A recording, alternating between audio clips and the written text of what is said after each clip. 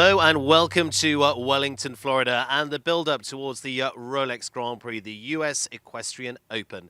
An amazing week of competition, and today we bring you the qualifying day for today's Rolex competition that'll take place building up for our top 30 to go through to the Grand Prix on Saturday night. Thanks to Rolex once again, our long-time supporters here, but also to Adequan, our presenting sponsor of the class today too, American Region Animal Health, maker of Adequan, proud to sponsor today's events, and for over 30 years have been trusted by veterinarians, trainers and horse owners as well. Visit adequan.com to learn more.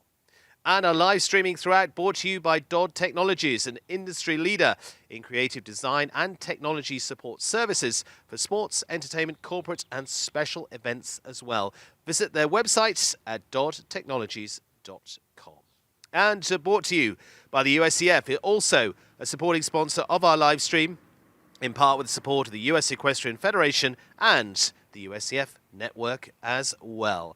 Well, it's a wonderful day here in Florida, and it's 81 degrees, sunny and calm, just a wisp of wind at 14 miles an hour. Nothing too much to worry about there. It is top-class conditions for top-class jumping, and looking forward to the Adequan WEF Challenge Cup today, the qualifier for Saturday's Rolex US Equestrian Open, part of the Rolex series. So an exciting lineup of riders this week includes a whole group of 6 of the world's top 10, and alongside me is Kim Prince to talk all of that. Kim, today is where it all starts. This is the first qualifier for Saturday night's class. 30 riders will come forward to qualify. The best part about this class is it's going to be very, very competitive because it also influences the order of go for Saturday night's class. Exactly. So exactly as you'd work in Formula One, say, with the grid, the best performer today goes last, which that is an advantage, isn't it? Oh, 100%. There's so many good riders here. You definitely want to see what's winning before you go in and try it. But again, we've seen it one being first in the jump off also. And for all of us here in Wellington, this is the culmination of what's been a season. There's been 3 months of competition here. There's been 3 previous big 5-star competitions. And to put that in context, 5-star, think of hotels. It's Exactly. the best of the best. And this really is one of the strongest fields we've ever seen for the Rolex Grand Prix. It's an incredible field anywhere in the world. We have so many great riders from Europe. American great riders are here. Everyone's really gearing up for this one class because this is week WEF 12, which is the last week.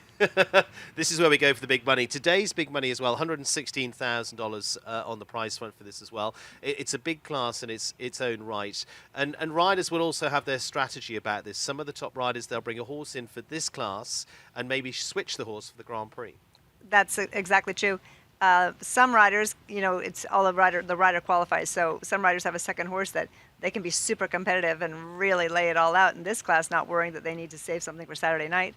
And other riders want to get that horse in and get a feel of the ring also. So everyone has their strategy. They do. And I was talking to riders like Ken Farrington last night. He's got Tulane, and then he'll go with Greer later on this week. Now, he's one to really watch because he's won 2 of the 3 5-stars we've already had this season. So he is very much the hot rider on form. Yes, and he's so good at picking his horse at the right moment and picking which class for which horse. And he has the luxury of having choices of horses. Now, the defending champion in this class is the Olympic champion. That's just Christian Kukuk with a horse called Checker that is here this week as well. So again, that highlights how strong this is going to be. Oh my gosh, can you imagine the Olympic champion here? And he's been here all season. So he's very familiar with the ring and the grounds, and he feels right at home. There's no time change for him at this point. There's certainly not. Let's take a look at the order of who is coming up in today's class as well. Big field of 59 in all. Early runners like Eugenio Garza, Contago, brilliant championship combination. The world number 1, Henrik von Eckermann, going in the first few with Minuteman. And Shane Sweetnam, another big contender here. He's been on the podium many times with James Can Cruz. Then on down to the likes of the running group next. We'll see Bertram Allen, many times a 5-star winner here. Michael Duffy representing Ireland.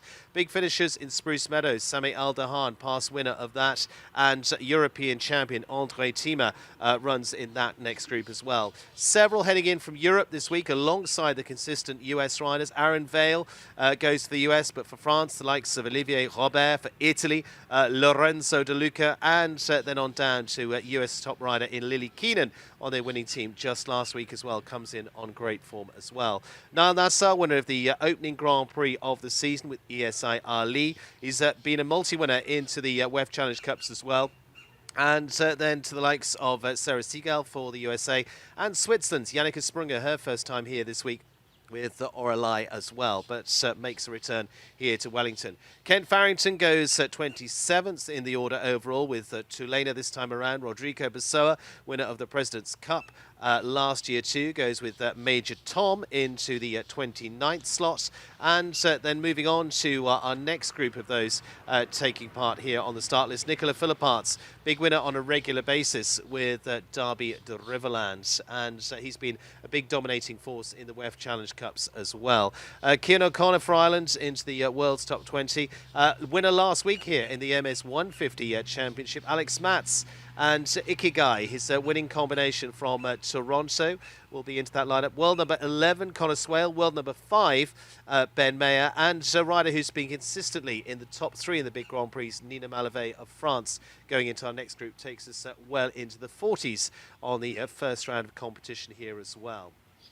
Then into the latter part of the lineup, Ashley Bond, who's been a winner already this season into the WEF Challenge Cups. Carl Cook, who finished top 3 here last year, now an Olympic silver medalist. Harry Charles, gold medalist for the teams for Great Britain, coming into the latter part. And then in the final few, it is for Switzerland, Romain Duguay, and finally Daniel Blumen for Israel, alongside, of course, in the final 3 there, McLean Ward for the USA. That is quite the lineup, Kim. Sprinkled all the way through our amazing horses and riders. It's going to be a great class. And already, as I said, we've had a number of the WEF Challenge Cups, as we call the Grand Prix qualifying class as well. Let's take a look at a few of those winners I mentioned in there as well, because we've had some really good competitive runs. Nicola Philipparts has gone so well with several horses, Derby de Riverland and Katanga, his Grand Prix horse here. Yeah, he's been here the whole season, and he is really in a groove. Again, I think he's picking his horses carefully. He had a plan before he came into this season, and he's really cherry-picking what he wants for each horse in each class. Very competitive. Nicola, big winner previously into the Rolex big events as well, and he comes in strongly this season. Katanga, fabulous mare that has every chance this week, and he's going to go with Derby de Riverland in the qualifier, which again, he's going to make that switch, which is strong for him. Yes, because Katanga is, speaking of strong, Katanga is quite the horse, and if you let her out of the bag too many times in 1 week, that would be a real monster. he contains her for the moment to pull the trigger. Speaking of a combination that are hard to contain too, Ashley Bond and Donatello will take a run here as well. Ashley's going to ride Nightwish today. Likely Donatello. She's a past winner of the Rolex Grand Prix here as well, but she's super fast. She is. I don't care what horse you put Ashley on. She is so fast, and she doesn't go to ever just canter around. When she's in it to win it, which I really appreciate, and a lot of times she wins it. Well, Ashley Bond likely to be in the frame today there with Donatello, say Nightwish today. And then our next to the big winners from the 3-5 stars we've had this season, Derek Kenny, with a new mare for him this season in 0K, former rider for a pupil of his, and has really built a bond, and he's such a class rider. I mean, bar none, one of the best riders of the world, Indira. And he has really brought this horse along nicely. That's the joy of being in a circuit this long. Every time he goes into the ring, it gets a little bit better and more consistent, and I think he really knows what he has now, and as you can see, he's already won one. Definitely win another one. He can definitely win another one. Who will win today? Well, the only way to find out is to stay with us. And our live stream throughout has been brought to you by USCF, supporting sponsor of our live stream, in part with support of the US Equestrian Federation and the USCF network as well. And our thanks to Dodd Technologies throughout the season, bringing us our live stream to industry leader in creative design and support services for sports, entertainment, corporate and special events. You can head to their website at doddtechnologies.com. And of course, today's class brought to you by Adequan as well. For over 30 years, Adequan's been trusted by veterinarians, trainers and horse owners as well. Visit adequan.com to learn more. The question is from today, who will be our top 30 on day one of qualifying for the Rolex Grand Prix, going for that US Equestrian Open title here on Saturday night. The build-up continues. We're going to be back after this break.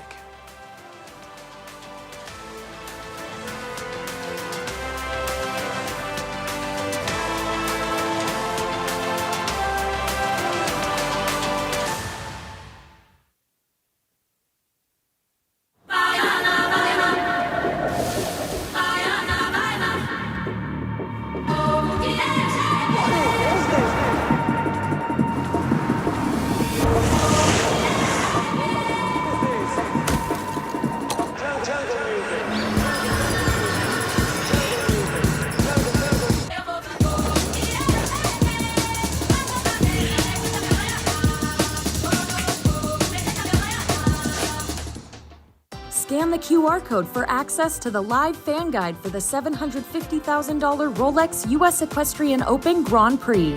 Information and stats on every athlete, rider, and horse. Scan the QR code today.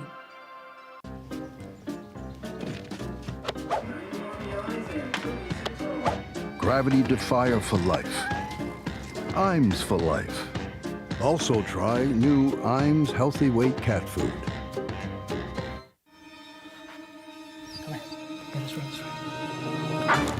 Cleaning your dog's teeth can be hard. But not with Greenie's dental treats. Greenie's. Make health a treat. Also, try Greenie's dog food and toppers.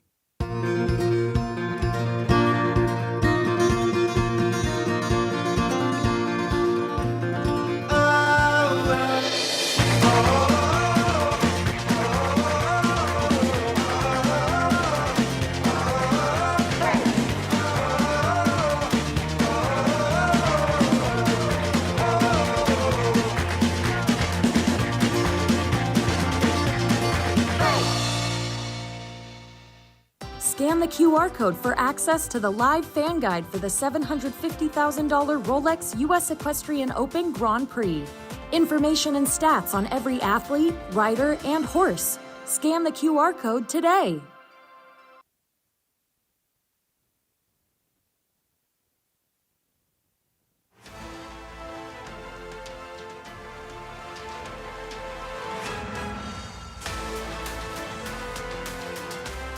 Well, welcome back, and the build-up continues towards the qualifying today for the Rolex Grand Prix for the US Equestrian Open.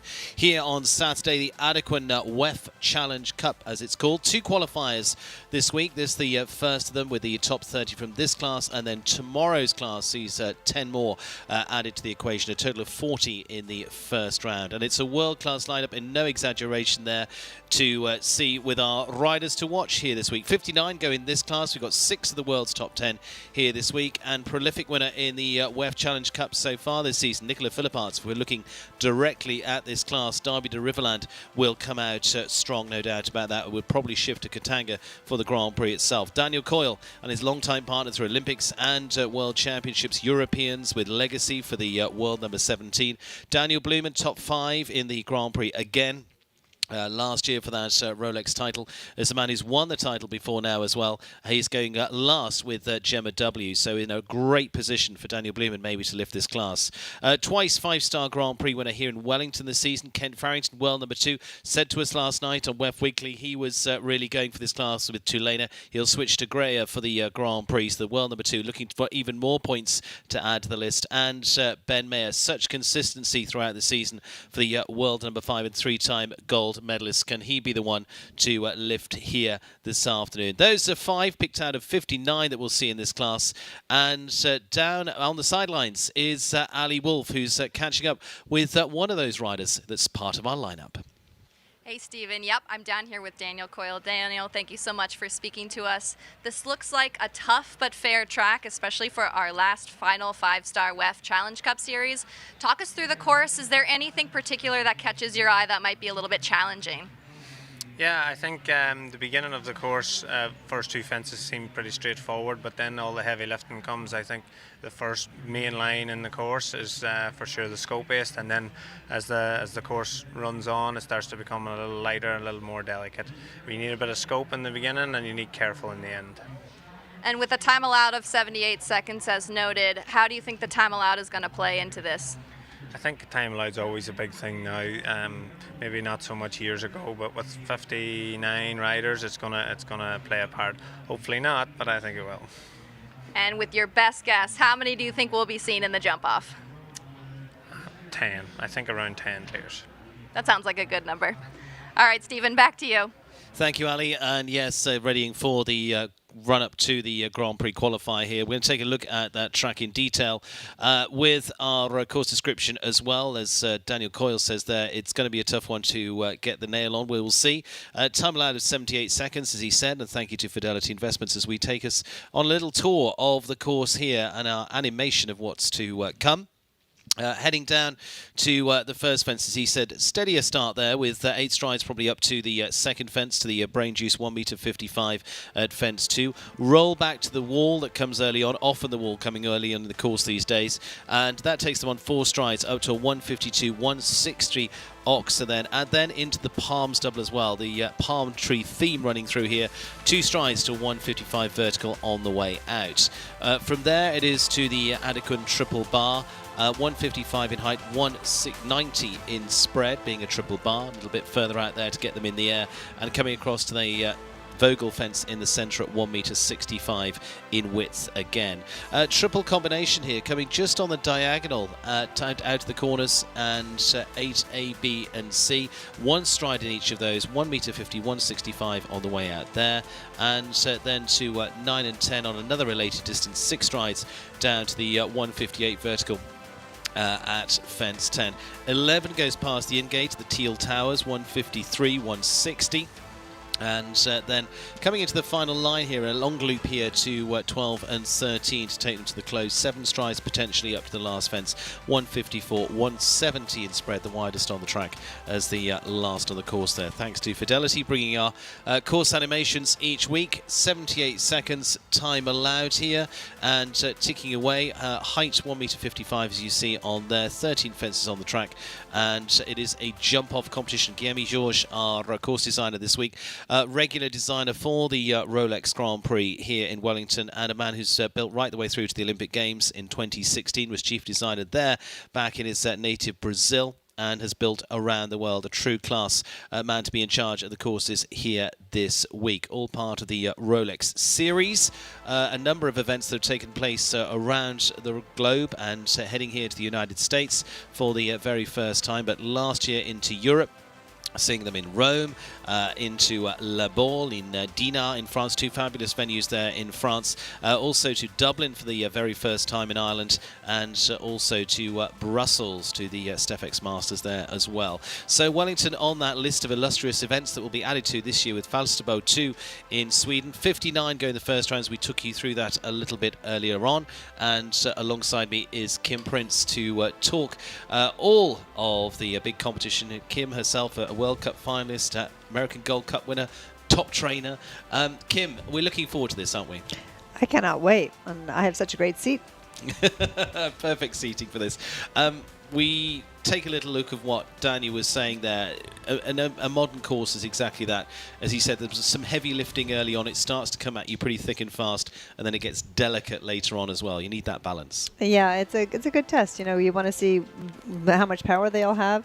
And then as the course goes on, the rideability at the end, and also it's a big ring out here, so the fatigue also sets in. It's nice and warm here today. Yeah, lovely day, perfect day for it. Coco Faye's going to start us off, and Coco from Connecticut has returned to the ring now. And just was a lady who was through her studies, also did so well in the under-25 ranks. In fact, top in Geneva, going back to that Rolex Grand Slam show where they run an under-25 section there, not just here in Wellington where we run that too. This for the Hillside Farm, and it's Happy Time, the gelding by Quality Time.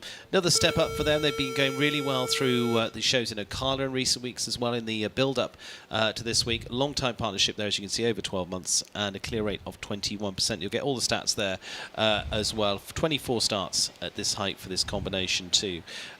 Kim, tough one being the lead off. Absolutely, especially for a young rider. You can see the horse is already wondering why there's a lake now in the middle of the ring, which wasn't there last week. So I think that maybe surprised her that he took such a look at it. But anyway, it's a tough crowd out here to go first and be the trendsetter. You know, everybody's watching you. You're a little bit nervous anyway. And we should probably remind people of what we said a little bit earlier on if you're just joining us. This also sets the order for the Grand Prix as well, for the top 30. So whoever wins this class goes last in the Grand Prix. So again, it's Formula One style qualifying. Yes, and some people, I think most people will really take that into consideration. However, some don't really care when they go, and they're confident in their horse and their ride. Now here into the Palms double water tray under the first part here. Just a little edge in there, Kim, as they come through. Yeah, she's started off nice and strong.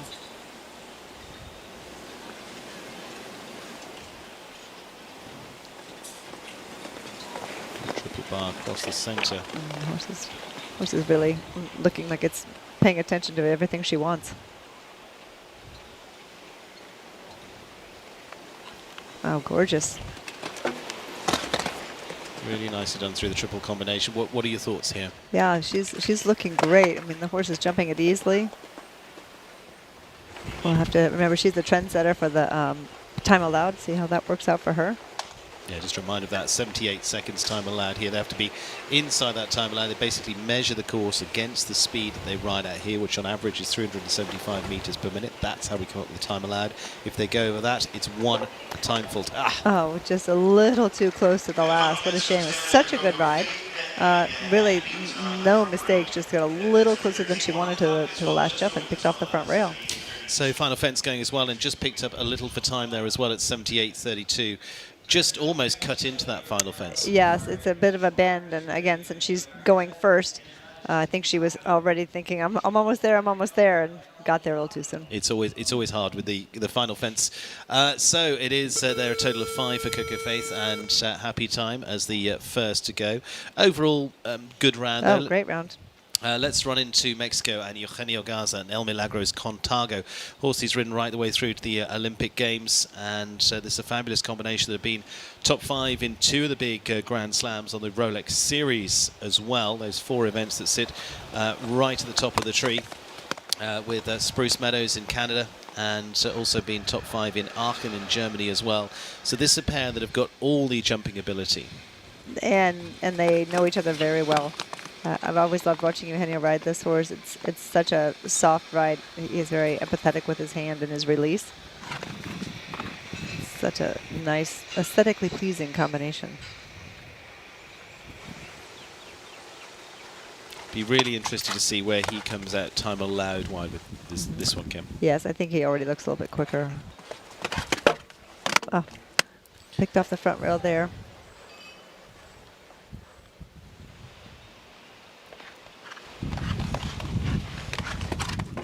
Jumps in impeccable style. The front end is the envy of every hunter here. Let's see if he makes up a little time here. It's easy for these horses to think they're done after this Oxer by the gate. And again, going back to the qualifying, this is where it's key. You know, you get 4 faults. You've got to get moving on in there as well, because you want to get into that top 30, which with the 4 you'd hope you would, but 8 might be harder. We'll see. The last fence dropping down there too. 8 faults for Eugenio Garza and Contargo. Yeah, that line, the actual line to that last jump is difficult. You saw Coco's horse shifted in, and Eugenio tried to stay out a little bit, but I think as he was holding him out, clipped that back rail. Here's the earlier fault for them. And then here to the final fence, as you say, you're just trying to get out and get straight to that final fence. Yeah, and it just shifted a hair as he took off. That was... Eugenio knew it as he took off. He didn't feel like it was quite enough. You could see him looking back already. René Dittmer now of Germany, and Mark Menes's Corsica, the 10th, gelded by Corny Tobolensky. He's been a Grand Prix winner here in Florida before, back onto the December shows, but also last year won the Hampton Classic. This is a really good combination together. They've also jumped on Nations Cup for Germany as well. Partnership of over 3 years now. Decent clear-round rate at 73%, and a strong set of results, 83% of 4 faults or better. Again, this is a class where you're really looking for that consistency to get you in that top 30. And that's a really good shot of that line down there, Kim. Yes. And René is so consistent with this horse. It's quite remarkable. But it's funny when you hear the stats that when I think of him with this horse, I think he almost always goes clean. It's crazy how it's not the case. It's not like it's an 80% chance of going clean.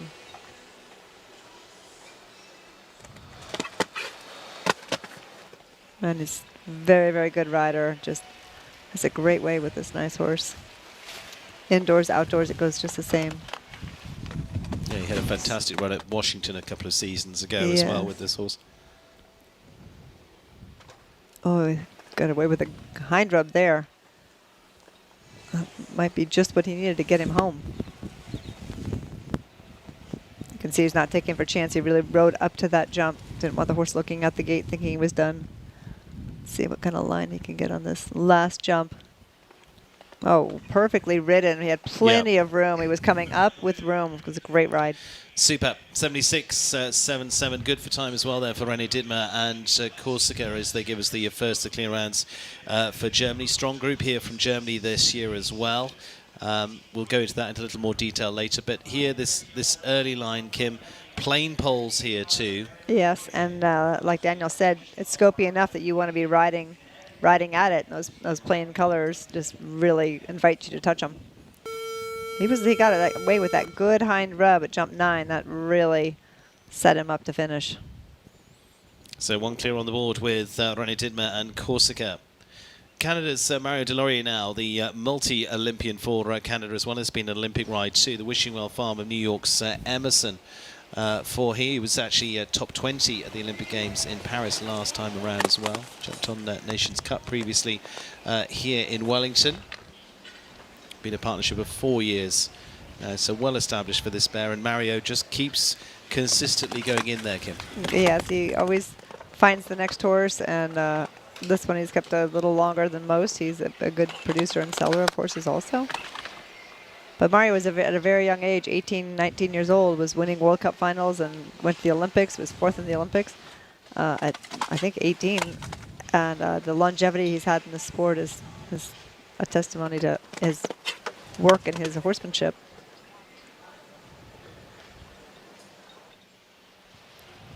Oh, he came in nice and strong in the triple so he could box it all the way through. Again, touched that back rail, but it stayed up. Delicate skinny there at 10 at, again, 153. Yeah, you can see he has how punctual he is with the time allowed. Yeah. He's right on it. No, nothing to worry about for him. Oh, beautiful. Looking good, 74.08, and Mario Delorier and Emerson taking us to a second clear so far. I think we're going to get quite a few out of this class, but again, with the level we've got this week, this is where this is going to build through.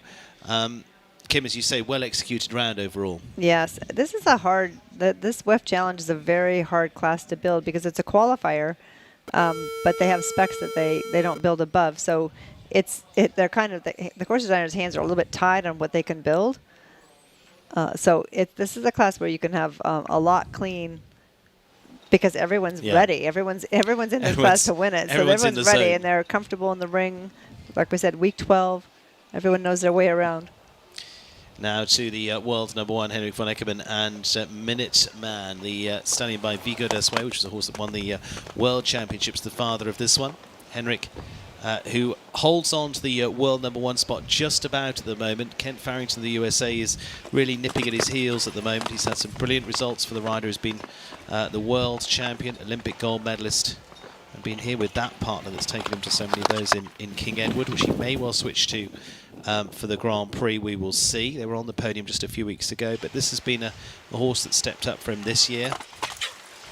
But again, he's so accurate all the way. Absolutely. And remember, Henrik is already pre-qualified for Saturday night. Yes. So he has really nothing to lose with this horse. He's going in to get a good spot on the reverse order for Saturday night.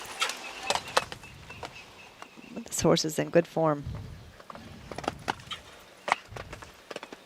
Got a little bit lost there by the gate. He went to bulge out. He had to pull him back, and that's why he had that rail down. It was not by the gate, by the stands. Yeah, you could see him just shifting. Just on the 4 for Henrik von Eckermann. Again, just conscious of time, should be home in around 75. Yeah, 75.42. It's just on 4 for Henrik von Eckermann of Sweden. As you say, he's pre-qualified, but also, you know, it then depends on his position into the Grand Prix. That's going to affect that quite a lot. Yes. And I do like to point out that that he wears an air vest. I always like to support the riders who choose to wear an air vest. I don't see any reason not to. So I always like to point out when the world number 1 is wearing one. It's not a bad idea. Not a bad idea at all. No, all part of the safety kit available to us these days. Alessandra Volpi now of the USA. Cedar Fox of California's Candy Luxed, the mare by Comme Il Faut, has had a very good season as well for the 25-year-old, and a whole list of clears into the big classes as well. Finished second just the other day into one of the MS Classic classes too. Been a really consistent performer. Been training with the Beer Balms again into 2025. Going to be really interesting to see how she fares here, Kim. Yeah, she had to dig in a little bit to get up that first line. The horse is really jumping behind and landing a little bit on its nose. She did a good job of just stepping right up and supporting it up to the jumps. And she's using some speed for the triple bar. Always a good idea when they're jumping high.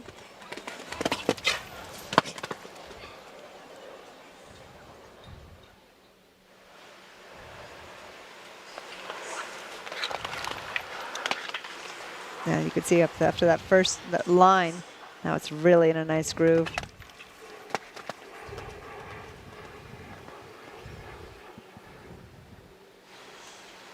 This is going to be one competitive class. These horses are jumping so well. Yeah. They're all built up towards this. Time-wise should be okay as well for Alex coming up to the final fence again. Just get straight to this, and they've got the key. Yeah, another good clear from them, 74.18. Some really solid performances through this year for Alessandra Volpi and Candy Luxed. Gives us clear round number 3 of the class so far. Like you say, Kim, they're going to be coming thick and fast. And the clear there for Alex Volpi added to the list, and joins that of Mario Delori and René Dittmer so far. Alex's horse was jumping even higher and softer at the end. It was such a good round. Now another big jumping combination, and they've been twice winners of the American Gold Cup. For the ride for Ireland now is Shane Sweetnam. Shane and the Gizmo partners James Can Cruz, the Irish-bred gelding by Cannon for the world's number 18. And this is another one that a lot will have eyes on this time around as well, because again they're so solid when it comes to consistent performances. They've been second in World Cups this season. They've been close in the big Grand Prix as well. And as I say, they've put plenty of big results behind them, and really is a superb star of a horse, isn't it? It's a great horse. You know, it reminds me of the power of like Big Star. There's just so much power in this horse. Shane does a great job containing it and organizing. It's a very large horse, a huge engine, but he's one of my favorites to watch.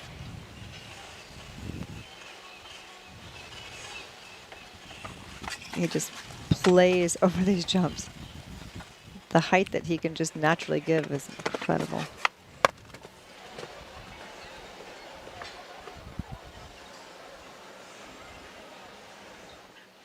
The Irishman who's been both a winner and on the podiums in the 5-star Grand Prix previously here in Wellington, has also said of this horse, it's such a talent, it puts him under pressure at times because he knows the horse can do it. I've got to do it as well. It's hard when you think your horse should go clean 100% of the time unless you make a mistake.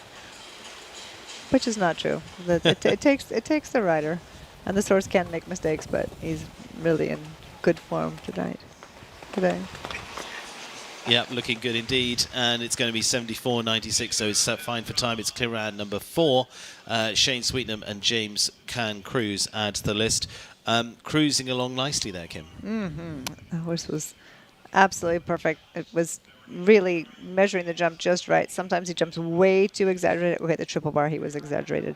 But a lot of times this horse really over jumps, and it was exactly the right amount today.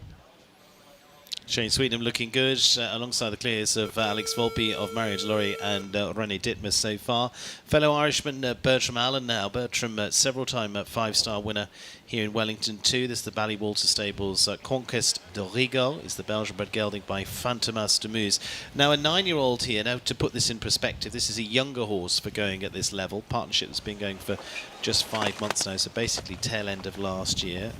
Okay, some good rates when it sees full faults better. It's been a really impressive horse this year, but really peak-wise for a horse into 5-star, Kim, we're talking 11, 12, aren't we? Yes, but again, the WEF, this Challenge Cup is a little bit smaller, and the horse has been in the ring. It's comfortable. Bertram's a great jockey. I don't see any reason he can't just kind of run here clean. Yeah. I mean, we can see the horse's natural ability. I mean, huge jump over these ones. Huge. And Bertram has such a great way of just always being with the animal.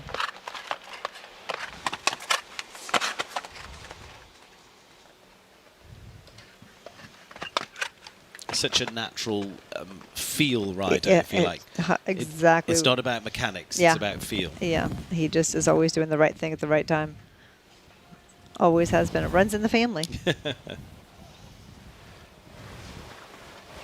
This is, again, we're going to see so many great rounds today, and this is just one more of them. He got that last jump on a little bit of an angle, but he was very deliberate about where he took off, and the horse was a little bit through the air, a little bit on the diagonal, but again, he didn't let him shift. He held him exactly straight for the line he was on. So Bertram Allen joining the list of clears so far, swiftly up to 5 of those here down the triple combination. Which you say, they're just skipping through those. Yeah, the triple is like a gymnastic for these amazing horses. Abdel C now Belgium, and the AS Trading's Quaker Brimbels Z. 10-year-old gelding for Abdel. Abdel, twice winner of 5-star Grand Prix previously here in Wellington as well. Back on to previous weeks in previous years. This is Quicksilver Simeon, the sire of this one. And he's headed in straight from competing out in the Middle East. He won the Grand Prix in Doha a few weeks ago on great form. But again, very new partnership, as it says on there, 4 months together from that partnership side. So be really interesting to see. But again, they're able, it seems, on the time allowed here to just be able to be at a nice enough pace. They're not under too much pressure. That's a very good point. It's a nice rhythm that if you just keep the same clip the whole way around, you're right on saying that it's really doable without having to really run somewhere and then slow down. And it is amazing that someone can have a horse that just this few months and be competitive at this level. But again, Abdel has a lot of experience, and the horse is, ready for it, or he wouldn't be in here. It does look like the combination's been together longer.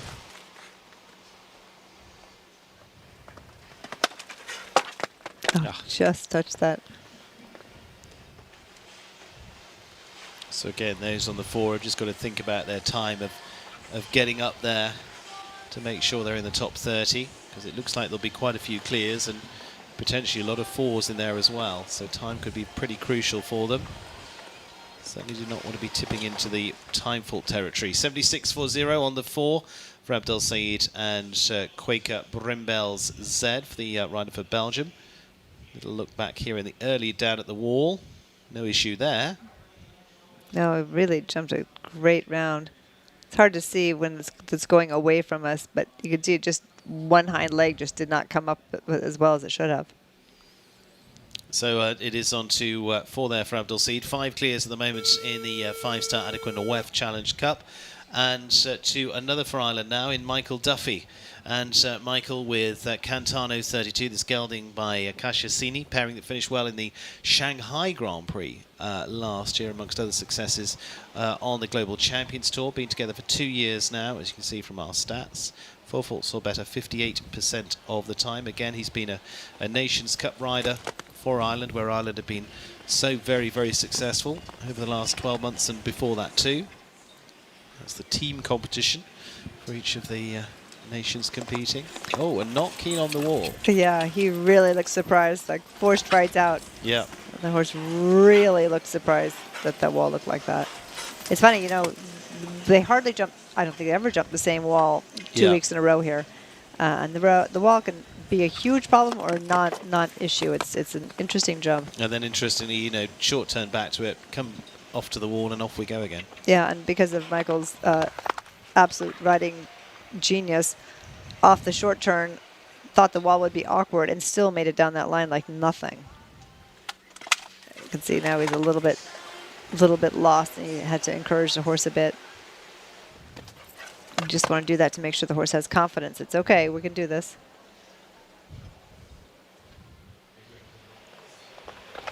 Now the problem for him is that will have lost them time as well, so likelihood is they're going to walk into some time faults here too. The question is how many and how far that puts you down the order in terms of qualifying. So again, he might well be pressure on tomorrow into Friday to get into our top 10 there and get themselves in for Saturday.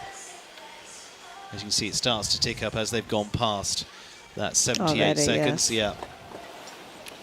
Yeah. And again, what a great ride. The horse was upset at the beginning, lost a little confidence, and Michael really held his hand. Nice, strong finish, but like you said, he had to give up the time faults. Yeah. And that was the thing. He was going to get 4 faults for this stop, as you say. I mean, there were 3-4 strides out and said, no, I'm not so keen on this. Yeah. But amazingly, as you say, just come back at it with confidence, say, okay, I'll hold your hand. Here we go. Okay, it's fine. Yeah, it was a very, very, very good finish. 4 jumping 17 for time in the end then for the ride for Michael Duffy. Like I say, the time faults, big player there as they come in with a final time of 94.80. Likely to put themselves outside the qualifying with that. Samuel Dahan now for Great Britain. It's Joanne Stone-Allen's Oscar A, the stallion by Harley. The rider, a former winner of the Spruce Meadows Masters, part of the Rolex Grand Slam, one of the biggest Grand Prix of the season. And has built up a newer partnership with Oscar over the last few years. Again, has jumped onto the teams for Great Britain before now as well. Finished well with this horse too in Spruce Meadows in the last few seasons as well. Former winner of the Paris Grand Prix. And a good circuit out in California too. Oh. Yeah, he was so quiet at that wall. I was waiting to see how he got up that line. Yeah. Because he was quiet to it, and he landed really soft on the backside. He just was late picking up on getting up to the next jump.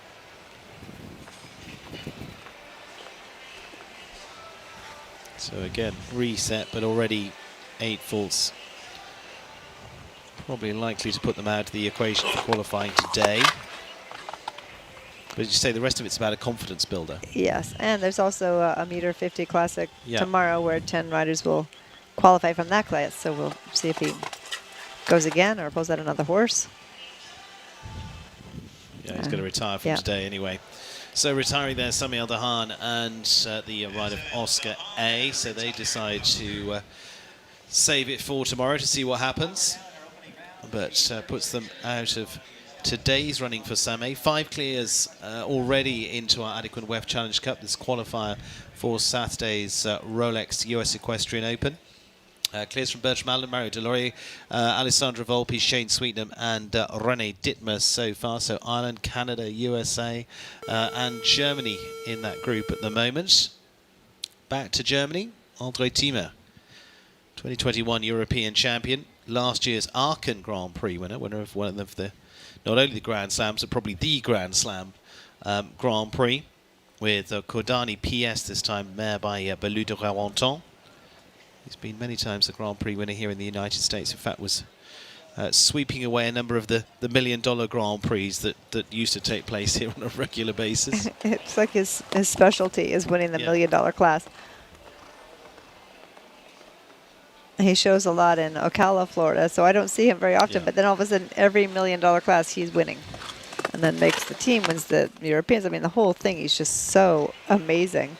Kind of like understated, but so capable. He runs under the radar a little bit, but again, last year put him right up there as well with the Aachen Grand Prix win, going on that list of winners that he's very definitely a who's who of the sport. And Germany just pulls him out when they need him. see he really wanted to pull him together a bit there. You can see him really like leaning back and reeling him in.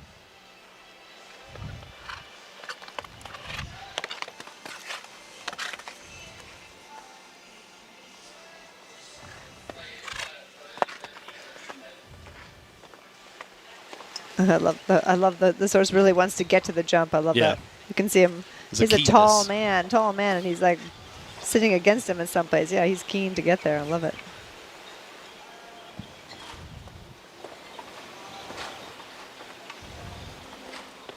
Time-wise, should just about be okay. And looking good for Andre Tima, only just okay. Just okay. 77.79, 78 the time allowed, and so clear round number 6, Andre Tima and Kodani PS for Germany. That's out of 12, so we're looking 50% rate at the moment, which if we've got 59 in this class will be quite a few. But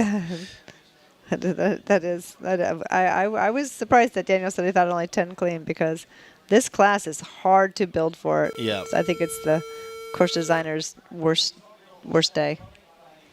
Yeah, tough one, as you say. You can only go so far with what is a world-class field, truly world-class field. Aaron Vale of the USA, Carissimo Group's Carissimo 25, the gelding by Cascadello, that has again been his US team ride in the last few years as well. In fact, onto the winning team just last week in Ocala as well for him. Aaron, probably one of the most prolific winners of Grand Prix here in the United States as well. And this has been a super partnership built over the last couple of years. Yes, this horse is a talent. Always jumped high, but he's really had to change the way he goes because he's a little bit slow, and Aaron's really worked hard at getting him up to gear and competitive at these big shows. Spent time in Europe last year. Made the Nations Cup team last week at League of Nations.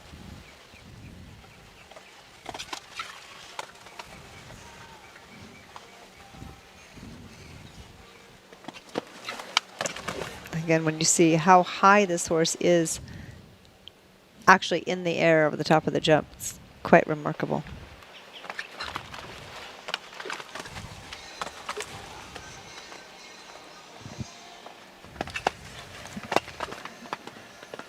Aaron Vale looking to join the group of clears so far. 6 on the list. One for the United States already.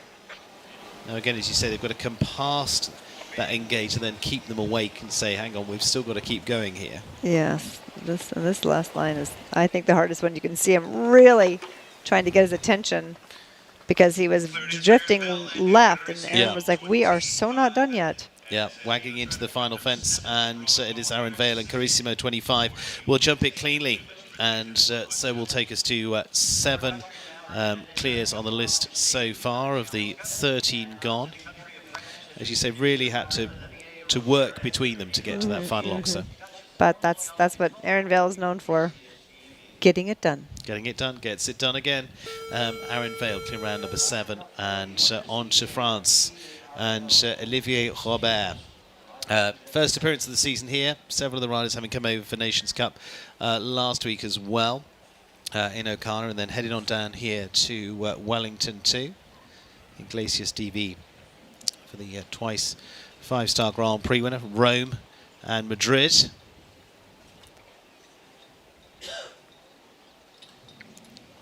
You can see he was a little rambunctious to begin, so he stopped him and took a moment.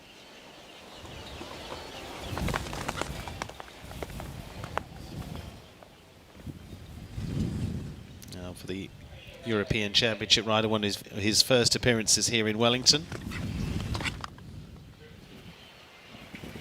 Oh, gosh. Oh, no. Yeah, again, it was funny. He was a little bit, Olivier was a little bit in front of the motion as he was going down the line.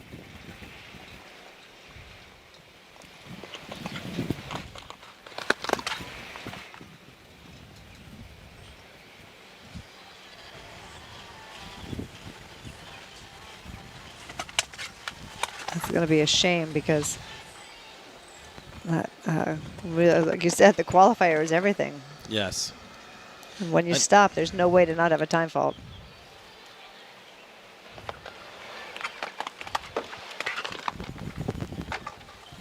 And lost his form a little bit over B, and then paid the price at the back rail of C.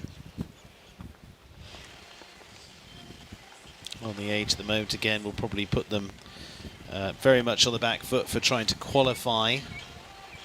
As you say, there's more options tomorrow. 59 going in this class today. Total of 40 that will go through the Grand Prix itself. Time there coming into play, of course. 15 is going to be the total, 84.53. It's 8 jumping, 7 time there for Olivier Robert and Iglesias DV of what been a very consistent combination through a lot of big competitions so far. But Kim, here after 3... Yeah, I think he was trying to get him together, and then all of a sudden the horse fell out from underneath him. And then the triple, he really lost his form over B, and I think kind of paid the price for that little awkward landing at C. Just caught up with him at the tail end. Jordan Coyle of Ireland. Juriska for the mare by Dantos for the Falkirk farm for the Irishman. Again, he's been on the podium here in the 5 stars before. Just kicks a brick off the top there. Again, pretty delicate to be able to fence to actually handle. Although if the wall looks very solid, it does. It falls very light. easily. Yes, which is great for safety. Slightly annoying when you barely touch it.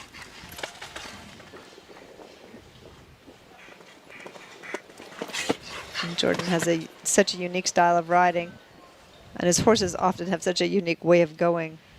But talk about somebody who can really put in some clean rounds. Yeah, and has such a variation in types of horses. Yes, yes. I don't think he shies away from anything. No. Multi 5-star Grand Prix winner, likes of Vancouver out to California. Again, now you're playing defensive because you're having to stay at the 4 and a quick enough 4 to get yourself in the frame for Saturday. He will get there. He will get there inside the time at 73.59 on the 4 for Jordan Coyle. That's pretty and quick Juriska. also. Yeah. Puts him into 8th place at the moment. So fastest of the 4s at the moment for Jordan Coyle. There's only 3 of those that have been a straight 4 faults. Those are Henrik van Eckermann and Abdul C. The rest have added time faults. So just on the 4 there for Jordan Coyle to go into 8th. Might well qualify with that yet. We'll see. We'll see. So many good horse rider combinations. Hard to say.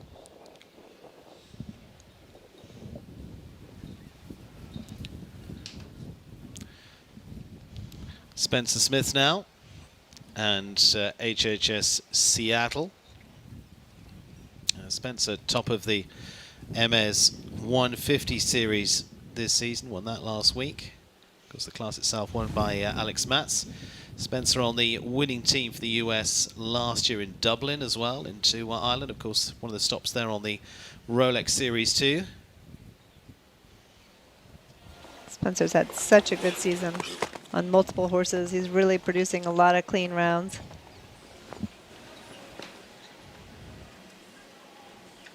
He's reached the plateau of a solid rider that knows his way around any ring.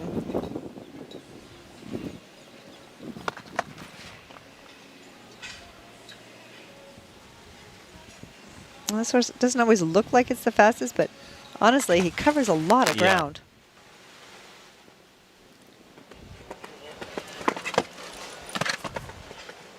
They all do it in different ways. That's the key. Yeah, because he's strong. Spencer has to hold him back a bit. So you never think that's as fast, but he really just is efficient across the ground. Ooh, good ride there. A little touch there. Spencer Smith looking for a shot. And luckily he's quick because it was got a little bit wide, that net jets. Yeah, he's going to be oh, what a shame. I was going to say he's going to be about 74, but he is what going a to be at shame. 74. It's 4 final fence there. Spencer Smith and HHS Seattle, one of the Olympic fences out there from Tokyo. And final fence dropping away for Spencer. Again, it's been a little bit of a heartbreaker for a couple, that final fence there, Kim. Yes, that line, as we said, the line is the hard part. Not necessarily the fence. It's not bigger or harder, but the line to get to it, they're just not very square as they take off. Final fence then, a heartbreaker for Spencer Smith. He goes into 9th place at the moment. Has to wait and see whether he goes through qualifying. Lorenzo De Luca of Italy for the Lewisburg Farm. This is the American-owned ride for the Italian rider. Denver de Talma, French-bred gelding by Vigo CC for Lorenzo. Lorenzo, who's a fantastic rider, who's been top 10 twice at the World Championships before now. This is a super combination that went very well through Geneva and through Aachen through the 2024 season. She winners here back going to week 5 on one of our 5-star weeks as well, into the classics class as we have.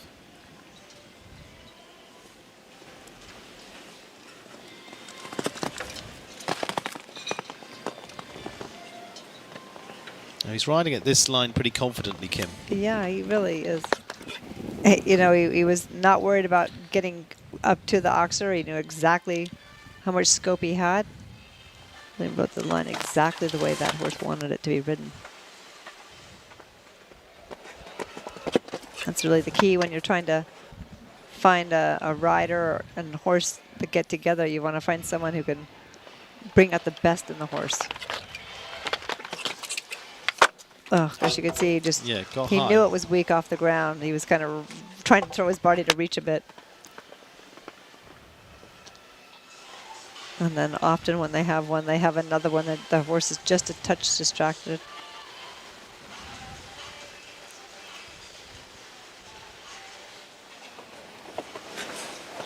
No, I think he's going to be disappointed in that. Yeah. Just a little bit weak off the ground at sea of the triple. Called him out. Leaves them on a score of 8-2 down at 75.70 for Lorenzo De Luca and Denver de Talma going into 14th place right now. We're not too far into the class, so that is going to be a tough score to get into qualifying. You say they tried there, but then it concertinaed into this. Yeah, and then it was just distracted, thinking about that last jump. So Lorenzo De Luca of Italy looking out of the frame now, and it is USA's Lily Keenan. Lily with the Chansnet Farm of New York's Faster, the gelding by Vigo de Suey for the 15-year-old for Lily on the winning team for Team USA last week in Ocala. Long-time partnership, as you can see there, for 6 years now. Yes, Lily pulls this horse out now and again, and Yes. it's just a speedster. It's all in the name. It's all in the name. And the size, aerodynamic. Yeah. Lily, who is on the podium into the second of our big 5-star Grand Prix this season as well. The Garde Belliard, which is the horse that she rode through to the World Championships in 2022. Lily's riding with such confidence. Got a nice string of horses, and she's in the ring a lot. It makes a big difference. Your timing, your confidence, Yeah. the whole package comes together. The more you're in the ring, the better. Which is part of the plus of being here in Wellington, because they have so many big classes Week after week. week after week in different rings as Yes. well, which also gives some variation. Yeah, and some weeks out on the grass. Yeah. You can see she's not. It's not time to be faster yet. Yeah, exactly. Just anchoring down a little bit. Just wait. Small but mighty. Hear her say whoa all the way through the triple. She really has to be smooth as she takes off. That's a great ride.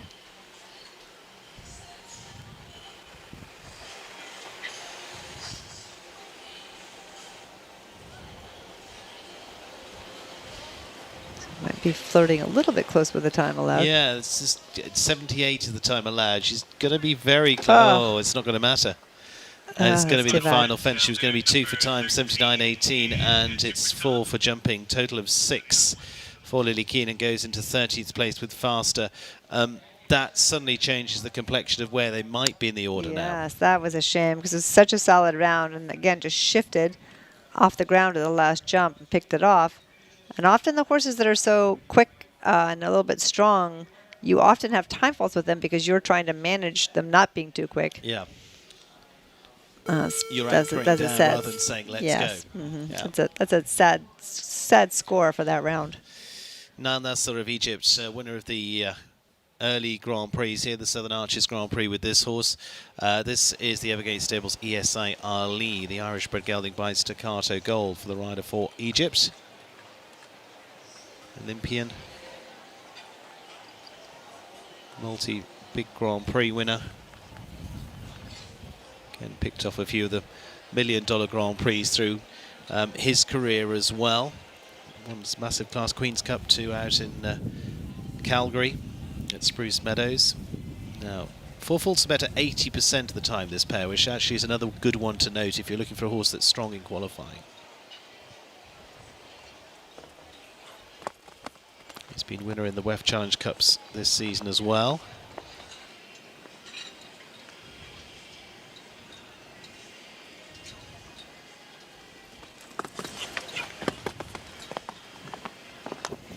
Forward and then picks up again, but a little bit of the balance coming out there. Yeah, it wants to kind of go down before it goes up, and Niall does a good job. But again, Niall's so tall, hard to always guard that little bit of a forward off the ground.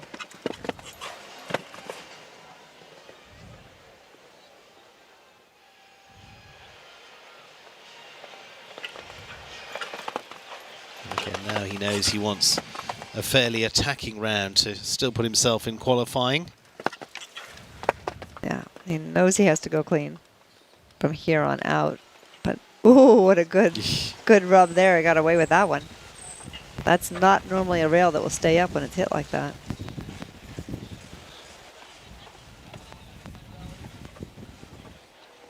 On the 4, Fernand Nassar needs to leave this one up to have a chance of qualifying. Going to be a decent time at 74.97 for Niall and ESI Ali, going into 10th place at this stage. And so the third best of the 4 falters, quickest of the 4 falters, Jordan Coyle, going into 8th place. 7 clears up to date. Just the rub at the back there at the Oxer. And they really rode the last jump perfectly. Yeah. Just seeing them coming up this final line. Mimi Gotchman of the USA, the DG Sport horses in Clen BH. Brilliant young rider who's already, again, been top 3 in the early Grand Prix in the 5 stars here in Wellington. Trains with Dara Kenny, comes up a little later on. We're in Upperville last season. Already been a young rider, junior gold medalist, Youth Equestrian Games, which was the replacement for the Youth Olympic Games, team gold.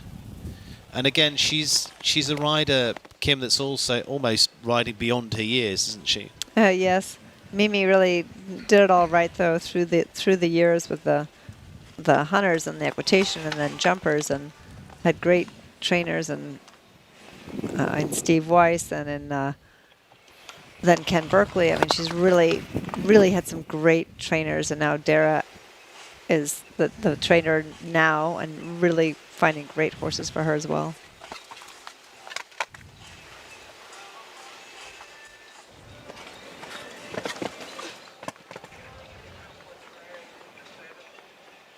She's doing a really good job of getting the balance and the mouth that she wants before she approaches the next jump.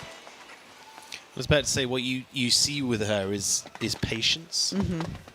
Waiting, as you say, we've got to be getting to the right spot, not rushing it. Mm-hmm. Yeah, and like you said, that for a young rider, that's not always the case.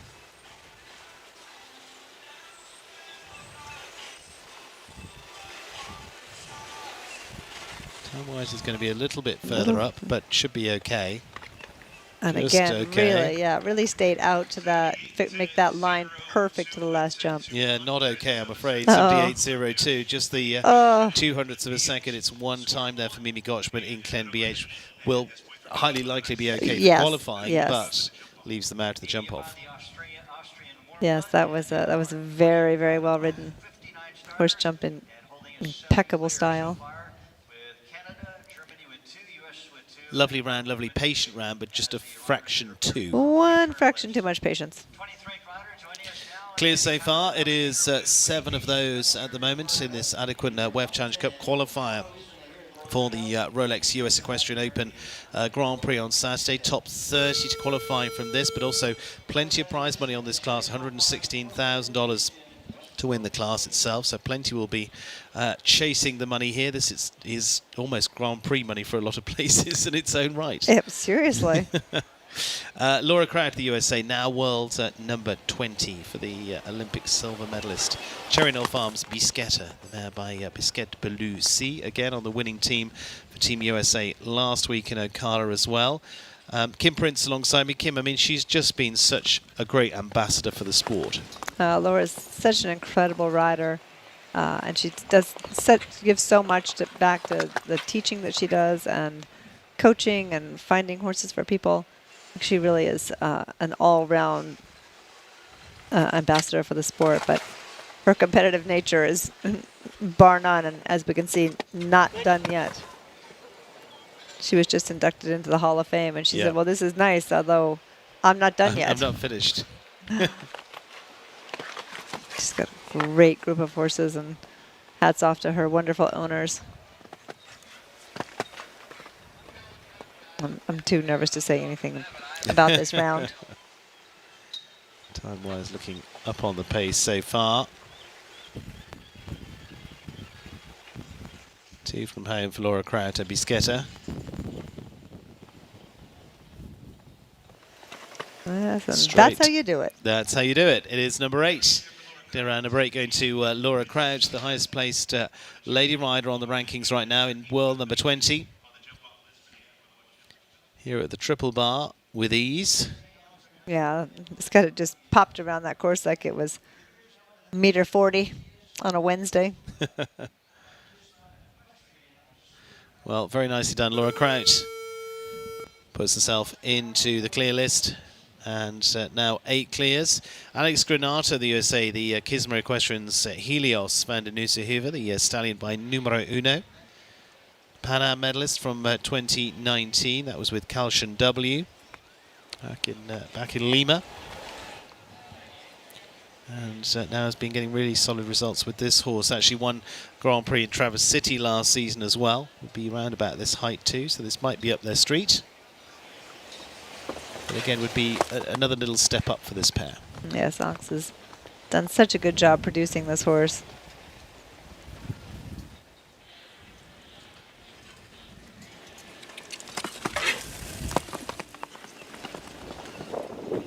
And you can see it landed a little bit flat-footed from the wall, and Alex was right there to encourage him up to the oxers, but unfortunately a little too forward at that out. Vertical came down.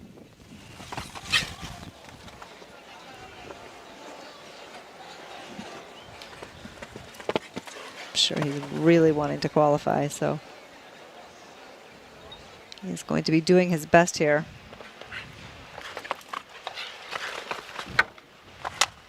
Little rub at the front rail, but okay.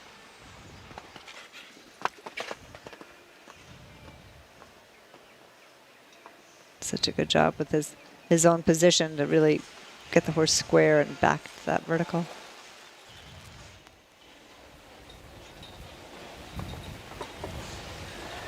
This horse has a cute expression. Oh, good one. Good round, finishing on 4.75.73, and it's going to put them in 14th place at the moment. So good way down that of the 4 falters, around about the 6th of the 4 falters in terms of order. Again, we'll just have to wait and see. With 59 in this, it's a little early to predict where that cutoff is going to come for the top 30. Yeah, it's really hard to say at this moment. They really tried hard through the triple. Yeah. Helios just does that little kick out. Mm-hmm. He follows through.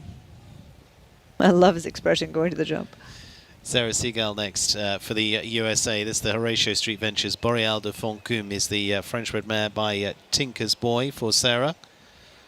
Father of this horse that was one of the very best, with Nick Skelton and Marcus Fuchs through a fantastic career. Longer time partnership, over 12 months now for this pairing. And again, as we get into this, Kim, I mean, we've seen over 20 now.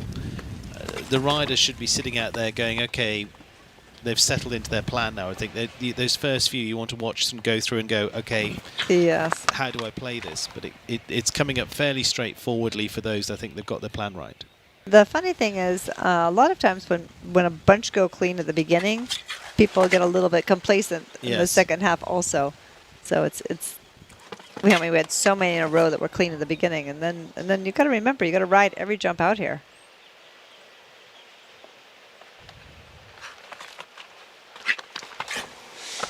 That was good.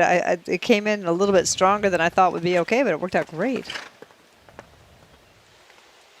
Just doing it. Oh, yeah, just a little bit. That's just what I had the feeling at the triple. Just getting a little bit stronger down yeah. there. A little bit too strong off the ground. Oh wow! What a great effort on both of their parts. Well, it's going to be quick, but they just cut into that last as well. So it's 8 there at 74.7 to 8 for Sarah Seagal this time, going into 18th position then with Boreal de Foncoum, and so puts her further down the list. Again, Kim, a little look back here, you can see that coming sort of 2 or 3 strides away, can't you? Yeah, well, you saw it going into the triple, starting to lose the mouth, and this course is too delicate. These jumps are too delicate to still be fighting a fight as they take off. Now for Switzerland, Janneke Springer, the Swiss rider for Tina Pol with Orelai. That's the Belgian-bred mare by Emerald, horse that she jumped last week as well. She didn't have the best run in the Nations Cup last week. She did not, no. She unfortunately, but is a pairing that have had some very good results. She's been a brilliant performer and producing some of the world's very best horses over the years, of course, with partner Henrik von Eckermann was very much still in the instrumental part of producing King Edward through. The horse has been such a superstar in the sport as well. Well, yeah, there's a lot of credit to be given to Janneke. She's such a solid rider. Like you said, producer. It was hard last week. Fell off. It's hard to then come to the next show. And yeah. be in this class. It's so important.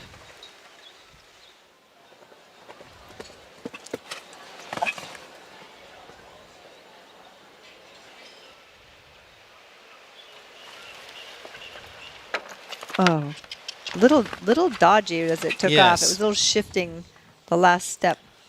Really important to be square as you take off. Whether you're on the angle or whether you're straight, they have to push evenly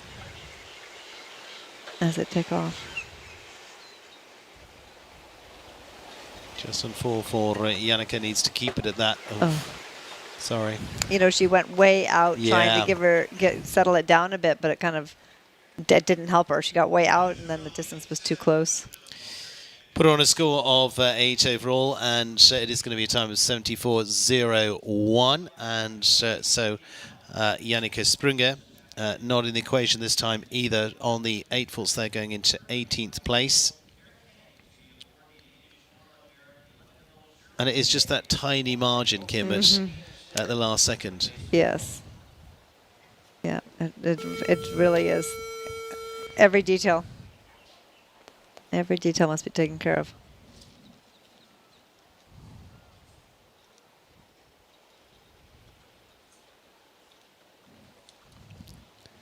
Dara Kenny now. And the Oakland Training and Sales 0K. Also, we saw from qualifying from the earlier competitions this season and winners in the WEF Challenge Cup, and now would like a similar performance today for this mare that has been riding this season. There's a horse from a former pupil of his, Andrei Oplatek, and then he's been heading out as the rider to the big 5 stars this year. Got a little slow over that first oxer after the wall, and Dara's long legs just wrapped around. Great ride. Again, this is the attention to detail. Dara does everything right at the right moment.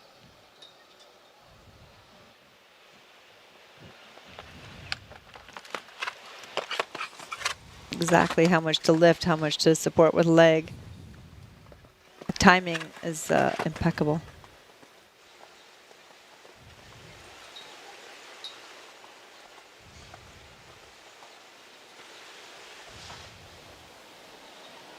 And 0K is just really jumping a great round. Time-wise, absolutely fine. Just get the last done. And there we go. It is going to be done in 74.01. And it is going to be clear there. It's the ninth that clears Dara Kenny. And 0K going clear for the Oakland Stables.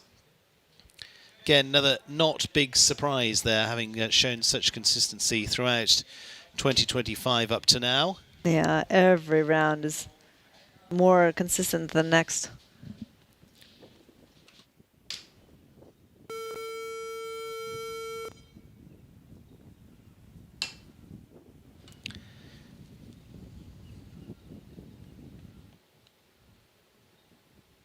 Sophie Hinners now. And Sophie from Germany, winner in the Verona World Cup last season, tail end of 2024, partner of Richie Fogel that goes a little later. Pegasus Equestrian's Iron Dames Sinclair. And so this is the Swedish bred gelding by Singular LS Lacia. She's a brilliant rider, went superbly on the Global Champions Tour last season as well. And one we've not seen much of here in Wellington, but because she could well make her presence felt this week. Oh, yes. This is a rider that can pop in and step up for sure.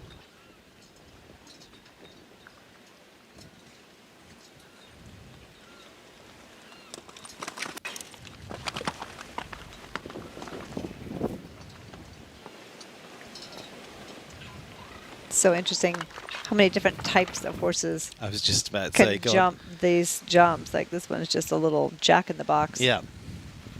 So springy, so athletic. And then you see these big horses like James Can Cruz. It's Yes. the absolute opposite of this. Whereas this is more a sort of slightly bigger pony. Exactly. With springs. Yes. Meant in a very nice way. Yes. In a good pony way. Sophie still on a 0 score.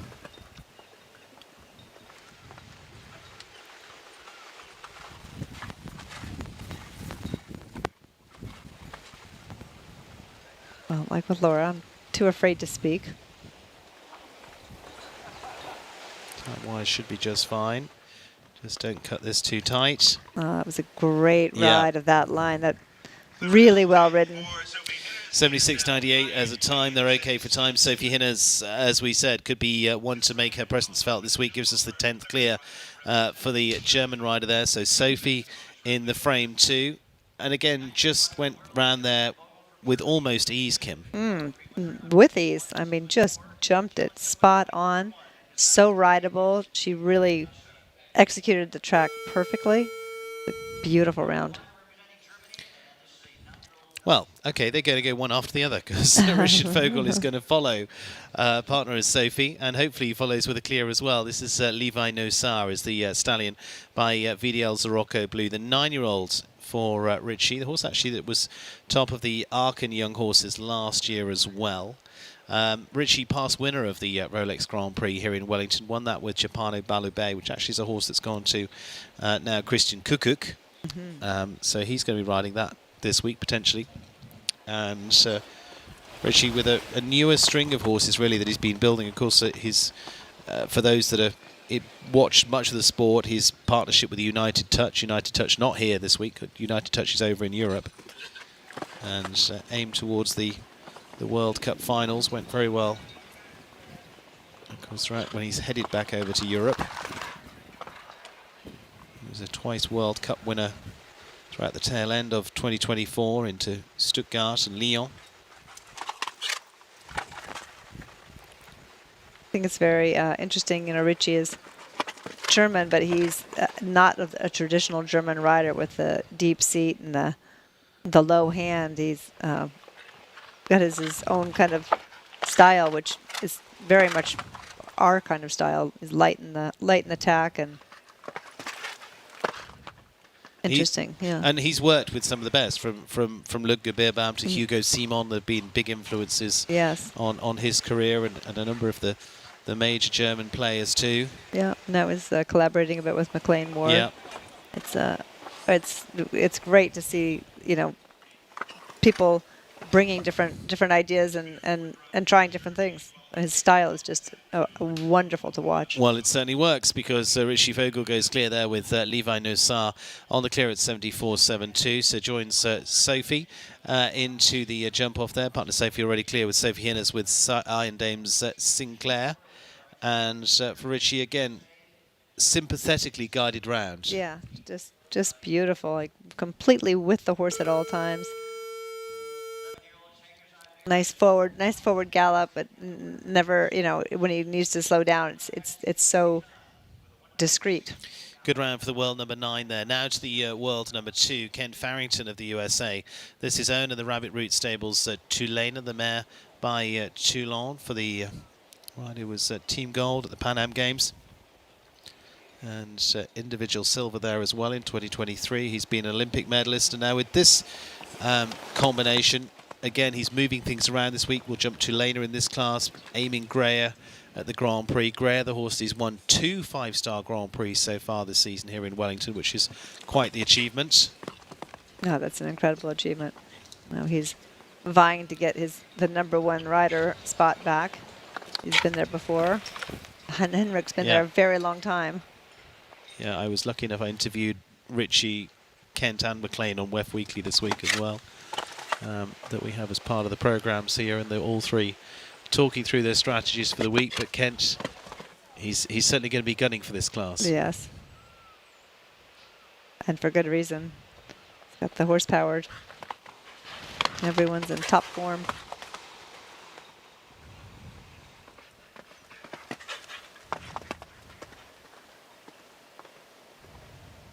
Kent's balance is so incredible. The horses, you know, if they even shift like that, he's never out of balance himself.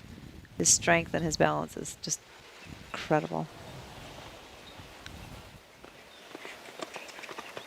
And he's going to get a shot at winning, because it is clear for Ken Farrington. It is number 12, 4 coming on the bounce. There are 4 very strong riders. Dara Kenny, Sophie Hinners, Richard Vogel and Ken Farrington all in a row there. Yes, this is. I spoke too soon about the all in the row. This is going to be a whole nother speed class when we get to this jump off. That's just fantastic. This horse is so quick through the air.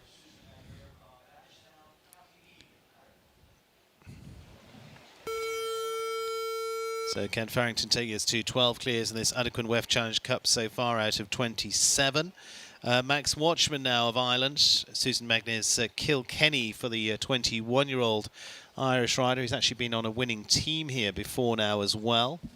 Into the Nations Cup for Ireland. Been a superb performer for them as well. He's been alongside his brother and sister competing throughout the Winter Equestrian Festival here. Comes from a family steeped in racing background as well. And trains with Keane O'Connor, who comes up later on into the field. Max has really grown as a rider this season. Young rider gold medalist last year. I love the way this horse goes around the jump. You know, it uses its whole body and wraps around the jump. It's such a great thing to watch. The athleticism is beautiful.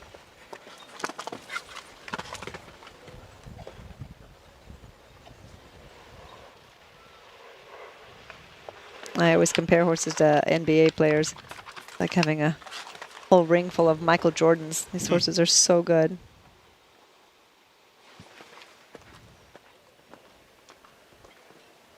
Just makes a shift. Oh boy. Don't want too many of those. Well, hopefully it shifts left on this last line to give him more room. Oh, what a shame. It was just Keane before they got there. Yeah. Just a little bit at that one.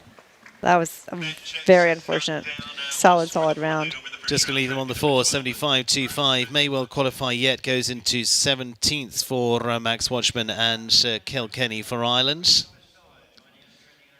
Good through here. Beautiful through the first line. My goodness. Or, yeah, the second line. Such a gorgeous horse. And then just really... Yeah, just a little bit at it, unfortunately. And maybe shifting a little bit too quick in the air as it had to jump before. Brazil, Rodrigo Pessoa, one of the best, the Olympic champion from Athens, past world champion, 3-time winner of the World Cup title as well. Now, this is the pair that won the President's Cup last year at Washington. Jumped superbly last week in Ocala as well in preparation. The Artemis Equestrian Farms Major Tom.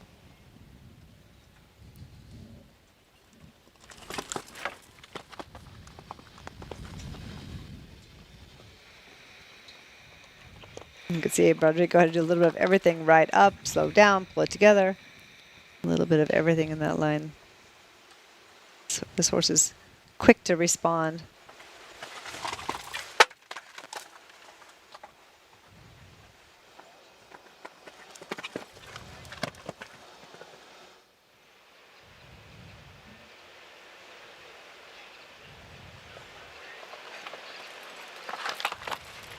And you can really see Rodrigo's body control, asking the horse to jump up to him. Just makes a little shift there. It's crazy how much they all shift on that line. Yeah.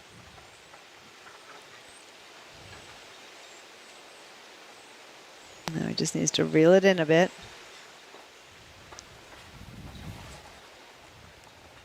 Now his experience really shone through there. That was such a beautiful ride. Horse jumped great.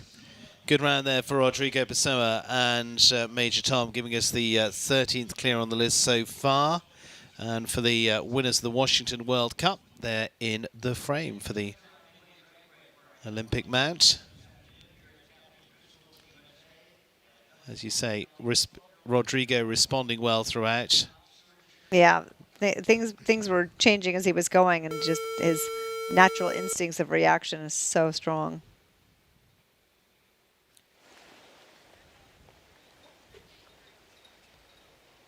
Thirteen clears on the list. Rodrigo Pessoa, the most recent. Ken Farrington, Richard Fogel, Sophie Hinners, Derek Kenny clears so far. Catherine Driscoll looking to join that group now. Don Stewart's Hidalgo for the Dutch-bred gelding by Kotoki. String of wins last year and the previous two up in Traverse City in Michigan. She's been really developing as a rider, working under the great Katie Prudent as well, who was such a brilliant rider for the USA. And you could see a little bit of a look at that wall, and she had to encourage up to that oxer, but got there. Horse responded very well when she said, "We need to go." It went.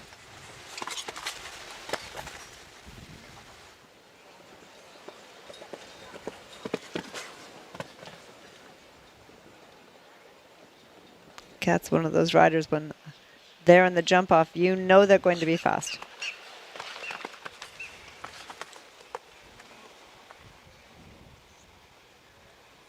She rode that really well. Stayed out, gave the horse room just to bring it home. Two from home for Cathy Driscoll. It's been the story for several so far. Just got to take care of the Jets fence. That was a good effort. Oh, what a nice round. Yeah, carefully plodding around for Cathy Driscoll, and Hidalgo 74.87 gives us the 14th clear, and we're only hitting the halfway mark now. So how many we'll get out of this, we will see. But it's looking like it's going to be a big clear round list for this Adequan WEF Challenge Cup this afternoon. Catherine Driscoll plotting around correctly as well to join that list fast on the heels of Rodrigo Pessoa here a little earlier on at the Teal Towers. Yeah, we had a streak of clean rounds there. Yeah. Six out of 7 coming out of the final group. And so the clears so far look like this. It is René Dittmer and Korska, Mario Delorier, Anne Emerson, Alessandra Volpi, Candy Lux Zed, Shane Sweetnam, James Can-Cruz, and Bertram Allen, Conquest Dorigo, Andre Tima, and Cordani PS as the clears to date. That's just a part of them. After that is on to Aaron Vale, Carissimo, Laura Kraut, Pisquetta. Already hearing she's not going to jump off. Dara Kenny and 0K, Sophie Hinners, Iron Dame Sinclair. Richard Fogel follows with Levi Nosar, Kent Farrington going to go chase this with Tulena. And then our two most recent clears in Rodrigo Pessoa and Kathleen Driscoll from the clear list. That's what it looks like as it stands at the moment. And we're going to head down to Ali Wolf, who's down there with one of our riders from Ireland. Hey, Stephen. Yes, I'm down here with Bertram Allen. Bertram, you just finished a beautifully clear round on a very relatively young horse, just 9 years old, as you call him, Rex. Tell us how that course felt to him. Did it jump easy, hard? What did you think? Yeah, I walked it. I thought it was a big enough course, but it felt very easy with him. He just has so much scope and he's so sharp. It was quite an enjoyable round. And again, a very relatively young horse. Now, is this the horse you're planning to jump in the Grand Prix on Saturday night? Yeah, that's the plan. It would be his first 5-star Grand Prix, but he's been here all season and he's really progressed up the levels and he's been placed in 2 4-stars. He did his Nations Cup here, so he's got good experience here, but that'll be another step again. And what is your strategy for the jump off? Are you going to jump off? I'm going to see how it plays out a little bit, but if there's too many and it's going to be really fast, I think it'll be a lot to ask him to go fast today and then again on Saturday, so I'm edging towards not. Great. Well, best of luck if you do, and we'll see you again on Saturday night. Thank you so much. Thank you, Ali. And yeah, we'll see how the strategy plays out. They're all starting to have to think where they're going to go with this now. And we're also going to talk to a couple of other riders in this break as we get ready for the second half of our class. And down there too with Ali is one of our big US contenders, Ali. Yeah, hi, Stephen. Again, we're back with Aaron, just coming hot off of our Team USA win from last week. First of all, congratulations. Second of all, what a beautiful round you just jumped with Carissimo. So talk us through, you left strides out and you were still just under the time allowed. Well, he's a really big strided horse, so a lot of times what the rest of the horses do isn't what we do.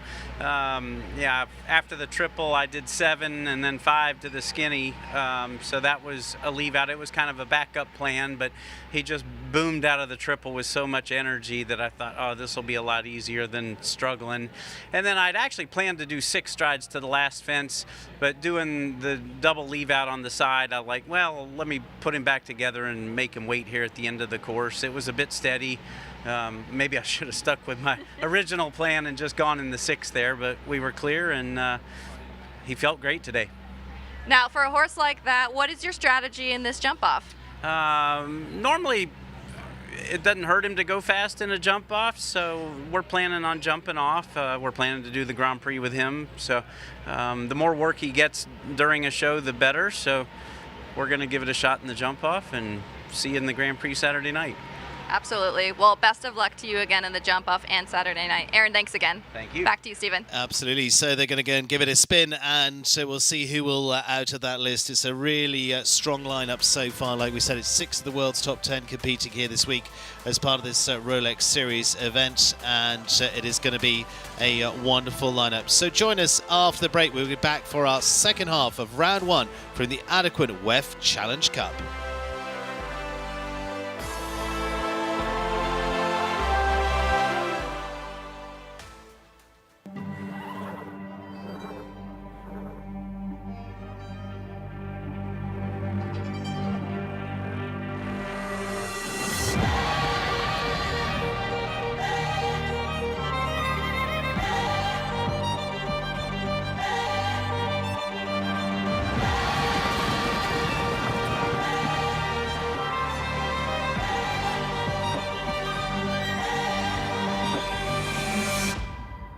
Thanks so much. Thanks. This has been great. Changing the strategy makes a lot of sense. Doors Keep an eye out for the invitation. Can't wait to see it. bring us together. A dedicated Fidelity advisor can help you open those doors with a comprehensive plan to help grow and protect your The wealth. architect left the plans in the back if you want to take a look. She's so ready to take over. For retirement and everything else you're looking to build. We'll get there. Your Fidelity advisor can help your legacy last for generations. Doors were meant to be opened. If only every adventure began with your makers of wishes come true. If only they anticipated every aspect of your imagination. They would remind you that surprises are for the child in all of us.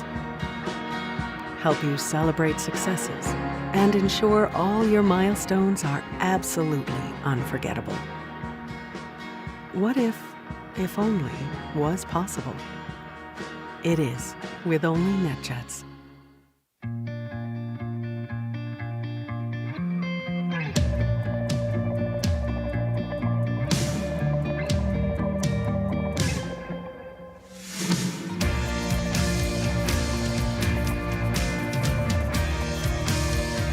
From no-drill mud flaps and water-repellent seat protectors to our laser-measured floor liners, WeatherTech has everything you need.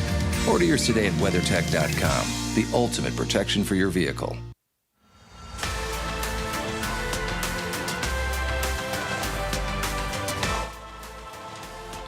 Well, welcome back as we prepare for the second half of the first round of qualifying for this Adequan WEF Challenge Cup. It is the qualifier for the Rolex US Open Grand Prix later on into the week. Top 30 to qualify and plenty of prize money to go for this afternoon as well. 14 have produced a 0 score. 1 or 2 surprises of those that have again fallen out of the equation, unfortunately, as part of the first round as well. And so there's some work to do for several. So we will be along with that second half in just a few moments' time. Join us after the break as we start to see who will take a part in the Rolex Grand Prix on Saturday.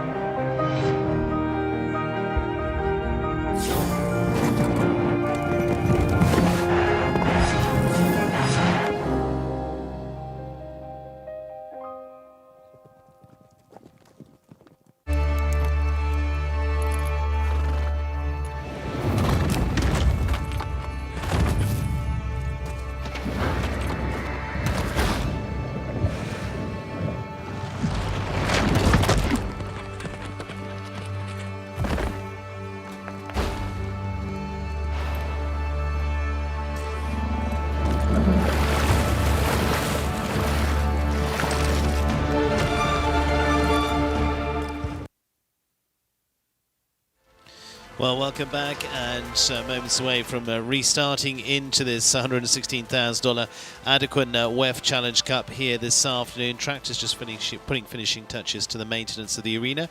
Looks all perfectly groomed and ready to go for what is upcoming into the second half. Already 14 clears from some big names in there, and 1 or 2 bigger names falling by the wayside as well, but not with big scores, just with the 4 faults. But the clears to date. Let's take a look at those. René Dittmer of Germany, large number of clears already. Mario Delorier of Canada with Emerson, his Olympic ride. Alex Volpe, Candy Luxed. Shane Sweetnam, the again Olympic ride of James Can Cruz. Bertram Allen and the 9-year-old Conquest de Rigo, European champion and Aachen Grand Prix winner André Tima, Cordani PS. Aaron Vale, Carissimo 25, last week's winning team for the US, as was Laura Crouch, who rides Biscetta. Now, she's not going to jump off, she tells us already.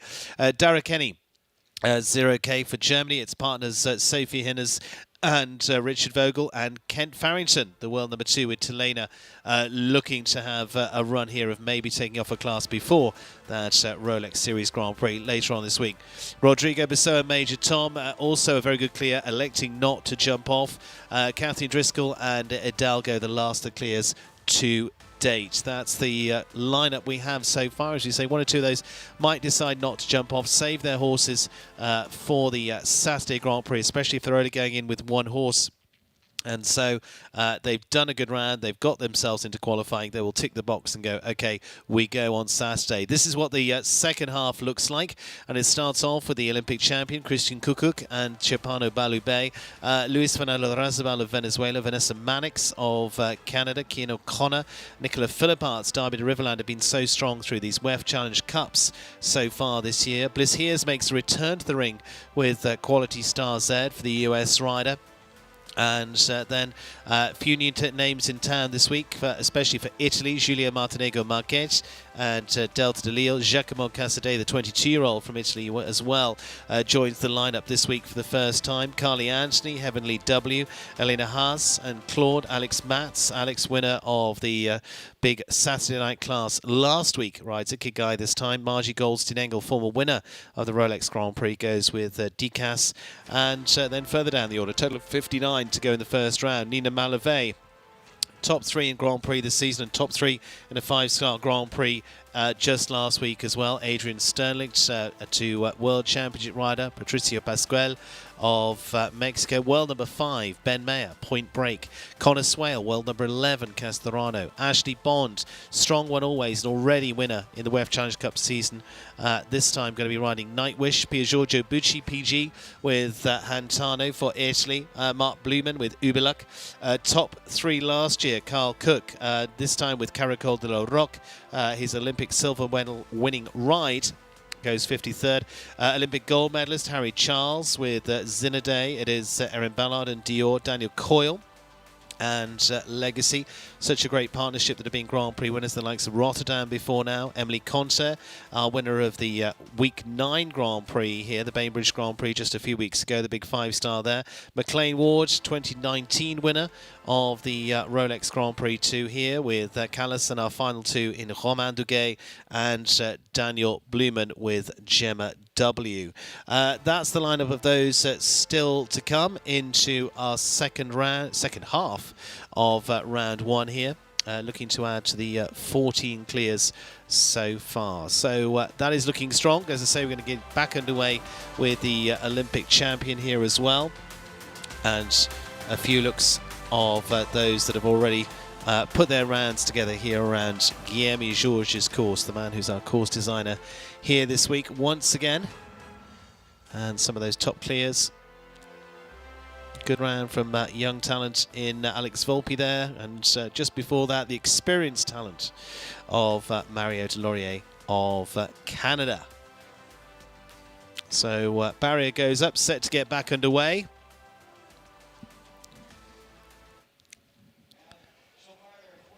And it is going to be Christian Kukuk just behind his, in the tunnel there, is partner Veronica, who's very much due with child in the next, could be days yet, and wish them both well.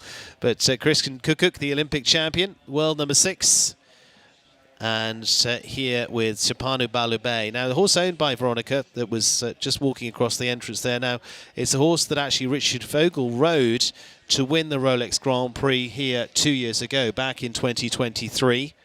And now a new ride for him. And it'll be very interesting to see how this plays out for them. Christian, best known with his partnership with Checker finishing on the podium already this year in the 5 stars.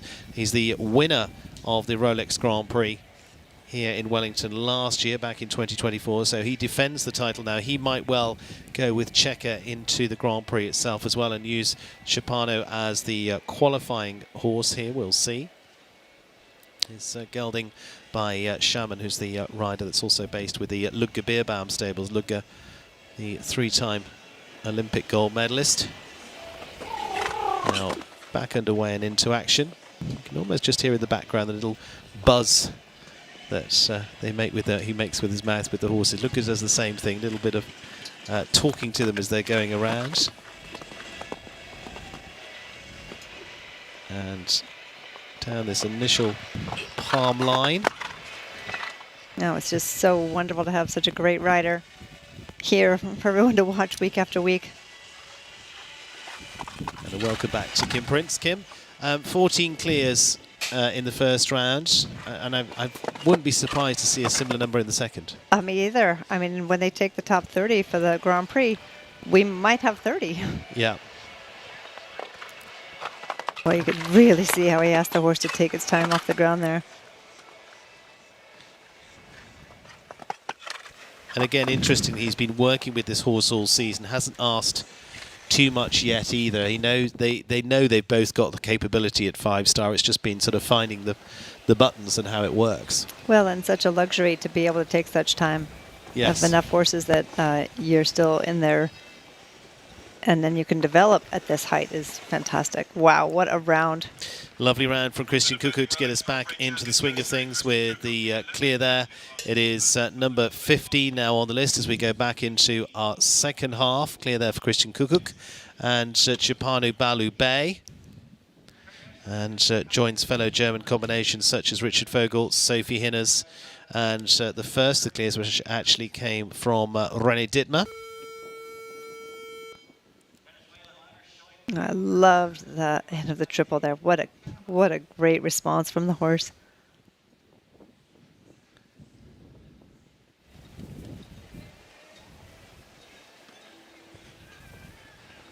Luis Fernando Larrazabal of Venezuela, Victoria Hertemata's Condara, pairing that were placed at the Pan American Games. He also then went on to compete at the Olympic Games in Paris on this ride, and has been such a really good pairing this year as well. He's been high up our leading rider list as well, with win after win this season.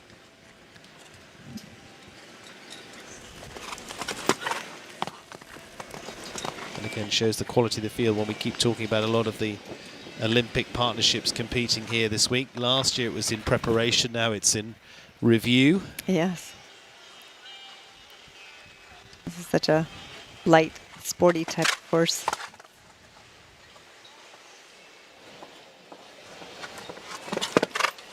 Oh, a little skip there as he was trying to get it back, and it wasn't quite giving quite the response he wanted.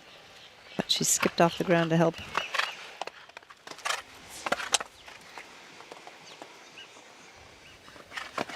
Oh, a little bit. Yeah. Didn't get away with it there. A little bit underneath it. Just started to skate down towards that line. Yeah, the trick is to keep the rideability at the end of this course, but especially this last line. Just drops another rail, so 8 likely to put them out of the equation today, and so 75.02 for Luis Fernando Larrazabal of Venezuela. Condara goes 29th as it stands, so we've still got quite a way to go. He's not going to get into that top 30 this time. Tomorrow also is a chance to qualify, but yes, just skipped down there. Yes. Got away with it at the other jump, but that was one too many. Yeah, there's so much pressure on that second qualifier tomorrow in the meter 50. They only take 10 from that class. Vanessa Mannix now of Canada, and Kingston for the Stallion by Ustinov. That's been a very good performer for her into the World Cups. Whoop, a little bit of a player too. Spice of life. Has trained for many years too with Connor Swale of Ireland. You know, some people are concerned when the horse kicks like that, but they're often just exuberant and wanting to do their own thing. Not that they don't want to go. That's not it at all. And I talked to McLean Ward about this with Ilex, does the same thing, the horse that he rode at the Olympic Games. Yes, he plays, yes. Yeah, usually after fence 1 he calms down, but he usually gets a little bit playful early on.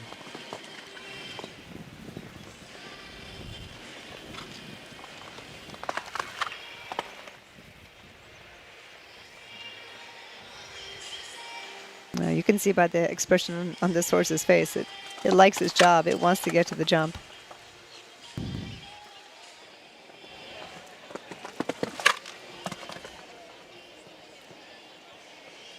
Okay, you just got to make sure that you still keep the balance. Yeah, and then also that little buck and kick out often takes time away too. Yeah. You have to be a little attentive of the clock. Unfortunately, she had one down in the triple.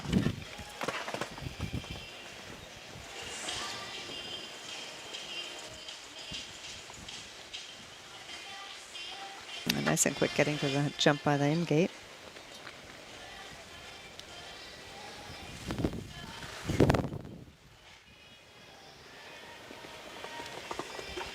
Oh, and then unfortunately that last jump too, that eight score will really affect her.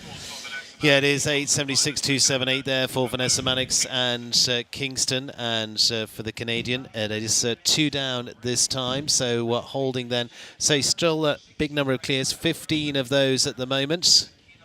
Just through that triple combination, dropping the rail there for Vanessa.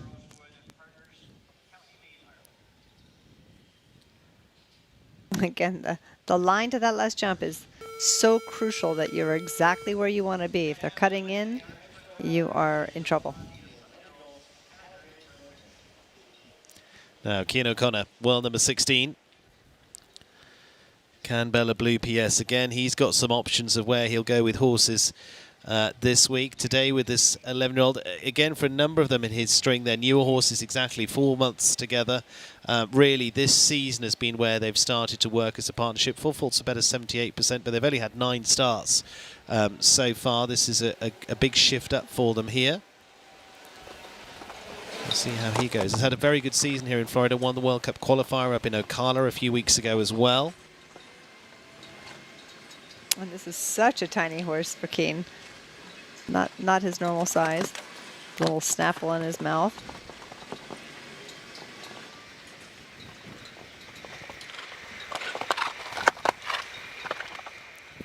Again, like NBA players, they come in all sizes. Does not mean they can't have a good vertical jump.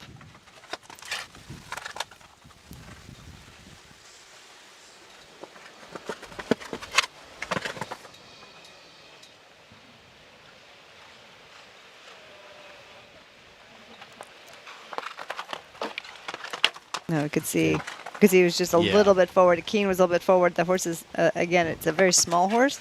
His neck is very, very short.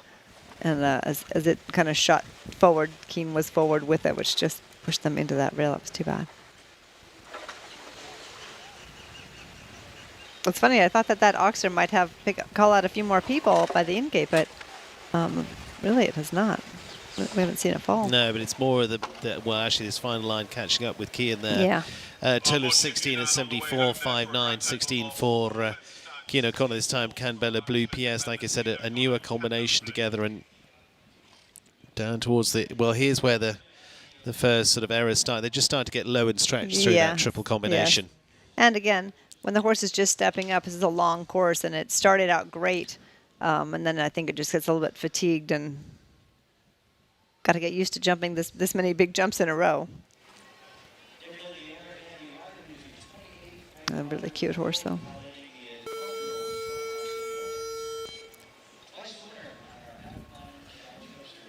Now, already a twice winner in the WEF Challenge Cups this season, Nicolas Philipparts of Belgium, Derby de Riverland, the French-bred gelding by Cannon for Nicolas. Now, again, as we said in the run-up to this, he may well switch to Katanga for the Grand Prix.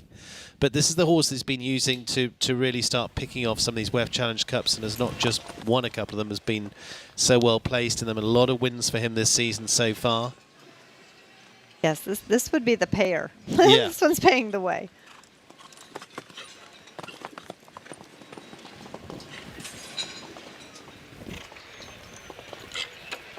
You can really see how much the rider has to participate up that line. Starting straight from the wall, they've got to really be with the horse and reacting to how everything is coming up. Just because you walk it one way does not mean that's exactly what's going to happen.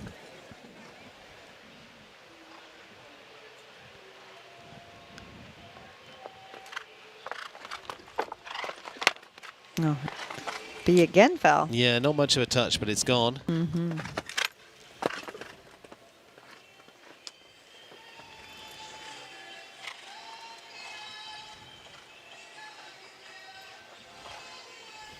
Bringing it home on the 4, and he knows he wants a fast 4 here. He's definitely speeding up. He yes. wasn't hanging around anywhere in the round, but he's, as you say, just getting a little bit more pace on the final run there. And it's going to be a fast 4, and it's going to be into our top group, 71.83. Yeah, it's the fastest of the 4s into 17th place there. So it is. You can see how the brain starts working. Yeah, the moment he had that one down, he was like, I had better get there, because it doesn't matter if he has another one down. He's got to be, the time's got to be there. He's either in or he's out. Yeah. And just far enough around the course. Okay, fence 8. Yes, just that be he able to say, could do it. Yeah. I can make up a little bit here. Yeah. So fast as the 4s into 17th so far for Nicola Philipparts. May well still put him in with a bit of sharp thinking there. US rider Bliss Hears, the Bridgeside Farms Quality Stars there, the gelding by Quality Time. And we've seen her have wins here before now in the Nations Cup. With, of course, a fabulous horse in Antidote de Mars. This is now on to the next generation. Bliss has been out of action for a while, had a nasty fall at the tail end of last year, and now returning to the ring, which is good to see. And for her, it's been already a successful... Oh, my goodness. quick start. Yeah. Back in Jitwell yesterday. Very excited. Again. This exuberance yes. and a bit more. Yes. Again, that's hard to... Got to make sure you don't lose sight of the time allowed. Those little bucks take up time. Tick of the clock. Bummer. Just didn't quite cover that background.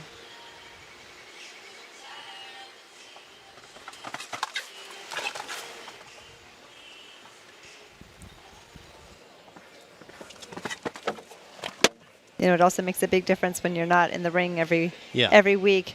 Like you said, she had a little bit of a break, which was smart to her take the time to make sure that her body's ready to be back in action. But getting back in that groove, you got to get back in the ring and just give yourself a little time to get back in your groove. And for the riders, and most of the riders here that we're talking about now are competing at 5-star level all week. In all different countries. Yes. Sorry, all year. Yeah. It makes a big difference. Yes. They're in the ring every day and every different place and spreading their horses out.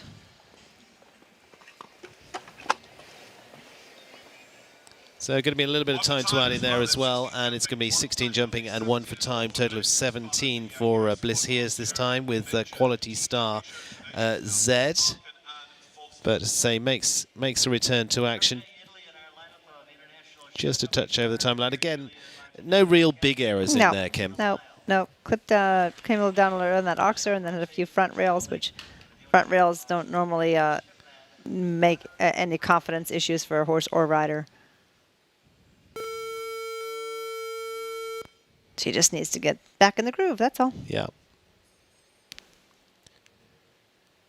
Julia Martirego Marquette now of Italy, and Delta de Lille is the French-bred gelding by Tibet Tame on the Italian team last week for the team competition up in Ocala, now headed down here to Wellington for the Rolex Grand Prix. It's been a big part of the Rolex series last year, went superbly through a number of the Rolex Grand Prix, notably starting out actually at Royal Windsor before they headed on to go very well in Rome. And as throughout last year was really hovering there and thereabouts a lot of the big Grand Prix. A big player, and one I would not be surprised to see do very well this week.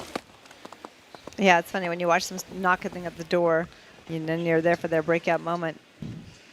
Never know when it's coming. Yeah. It was so nice that these Europeans could come and do the Ocala last week and have this class here available from the ranking list. It's been such a strong season in Florida this year, whether it's World Cups, whether it's 5-star Grand Prix, team competitions. And to say this is going to be the closing of the curtains this week with this $750,000 Grand Prix on Saturday night. Horse is making light work of this course, really flying. Ooh, great with its legs in there. Really patted the ground. Yeah. No, they're really sharp special pair. They will be close this week, I think. And again, another good addition to those that haven't seen them yet as part of the season here. She's doing it. Doing it. Oh, what a shame. Final fence just going to drop away for Giulia Martinego Marquet of Italy, unfortunately. What a shame. Yeah, had a good win in Italy to start off the season here before heading over to the United States. Just going to leave them on the 4. And for her, she goes down into a 22nd position. So again, 5 difference to that of Nicola Philippart. So it makes a difference. We saw Nicola with that fast 4 that put him into 17th place, which gives him a little bit more breathing room. Yeah, that last rail, you have no chance of making up any time, obviously. Giacomo Casadei of Italy now. And this is going to be Marbella du Chablis, the mare by Elvis Terput for the young Italian. The 23-year-old, former young rider, or either junior gold medalist and Youth Olympic Games gold medalist. On the team also last week for the Italians.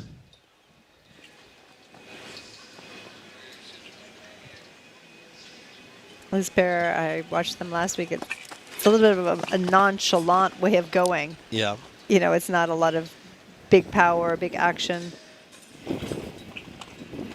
Picked off that front rail a little bit too forward off the ground, but it's such a different picture than some of the others. It feels sort of very soft and you don't want to use the word casual because it's not casual. Right, but it feels casual. It's what it feels like, but you're right. It's jumping big jumps.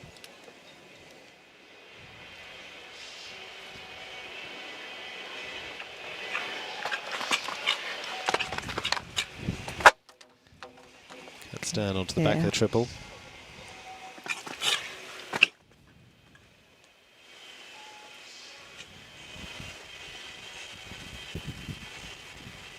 And again, with this feeling, you're wondering how the time allowed is.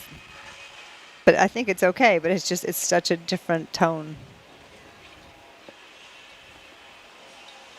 Yeah, it's close. Just enough. But unfortunately, last fence is going to drop as well. So it's not going to make much difference in terms of where the time is, because the score, unfortunately, is going to be bigger. Is going to be at a total of 12 there at 77.53. 12 for Giacomo Casadei and Marbella.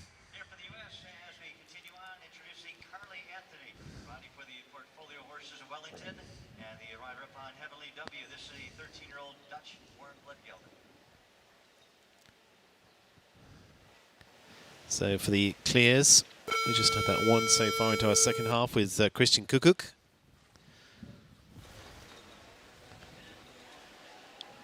US rider Carly Anthony onto the winning team for the Nations Cup here, back onto week 8, what basically means early March to everybody else in the rest of the world.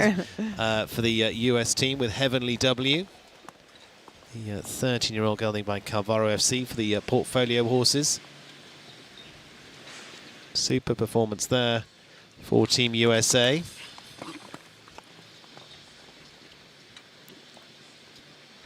Kara's really put in the work to get to this far. And again, she looked as though down that line she was just trying to hold them off that front part. They were just getting there a little quickly. A little bit too early.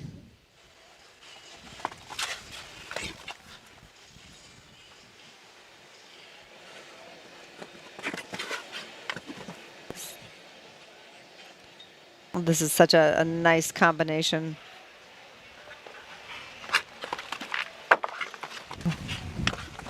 Rub B, but it stayed up. Hopefully she can get home a little bit quick. She might be a little steady for that, but we'll see. Nicola Philipparts was around in 71.83, so she's not there. Oh boy! Oh boy! Oh boy! Oh! Oh! Wide Wow! swing. What a good effort! Wow, she was literally leaving the line. That was a good hanging in there. Do not give up moment. Yeah, well, swung it back to get there on the 4 at 74.01. It may be enough. They go into 19th place. Got to sweat it out now for the rest of the afternoon. But I was sweating it out at that last jump. It's incredible. Just unfortunately bowled into that early plane rail. You can see already starting around the gazebo, the power steering seems like it's not as good as it should be.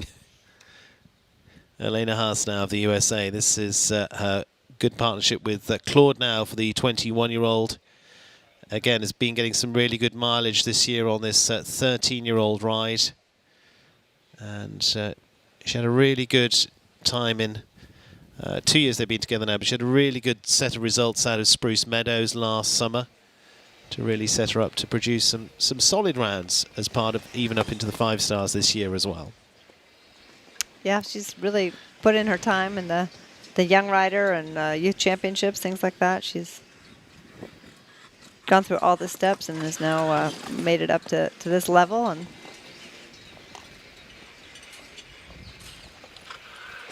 starting to make a name for herself. Yeah, and at 21, yes, you're young for this level, but it's, I say she's been... Yeah, she's done the steps, yes. Yeah.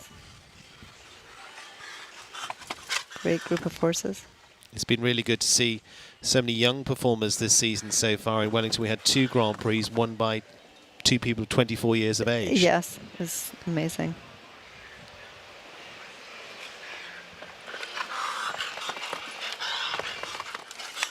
Again, you can see that she has her own style of staying open to help this horse with the front rail. Will slow off the ground. Keeps it nice and smooth.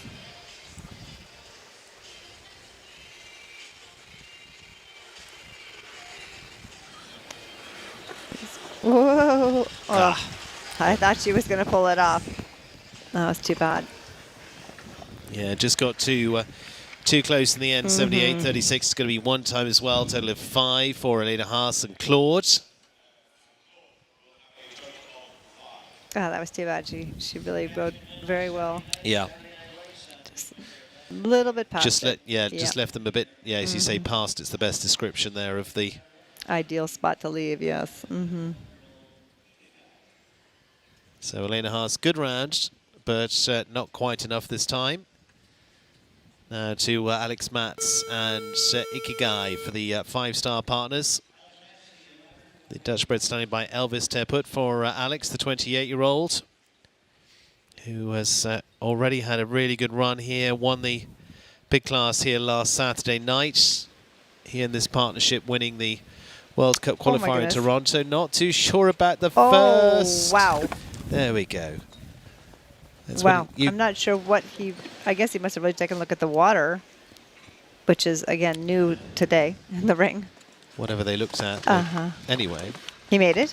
They made it. There you go. There's the bit of improvisation. That's when you've been brought up on horses, exactly. as you will have been within the Matz family, who are steeped in all directions. That's very true. And just don't give up. Hop over. Yeah, just keep going at it. Right, now they're into their groove. Alex has a lot of confidence in this horse. He said that he thinks the horse should go clean every single class, and if it doesn't, it's his own fault. It's a great way to feel about your horse.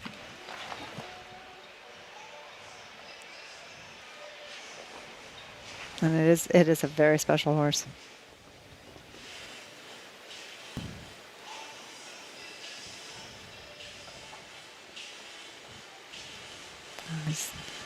Other than looking at the first jump, he's doing everything right. Yeah. And he got them across the first jump, it so wasn't the jump he was looking at. It was the water. Oh, wow. There we go. Job done, 75.29. Don't know what the worry was. That was Mats great. That was and great. Ikigai bring it home clear, and will take us now to the next of our clears. 16 of those on the list. A little bit drier in terms of the clears coming through in this second half so far. It came pretty thick and fast in our first half, but 2 out of the second half at the moment. But yes, swinging into the final fence. Swinging in. Oh, the horse really jumped spectacularly well. No doubt he was going clean. So Alex Mats joins the list.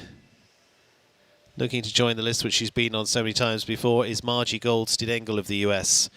Garber, show horses Bartolome and Gladewin's Dicas for the gelding for Margie. She won, actually, the Rolex Grand Prix on her birthday, basically, if I remember. I will let you go through the history books of when it was. But former winner. And again, winner of something like over 200 Grand Prix in an amazing career. Yeah, I wonder if that's the only Grand Prix she's won on her birthday. Yeah. The real question. Yeah. There's someone who's won as much as Margie.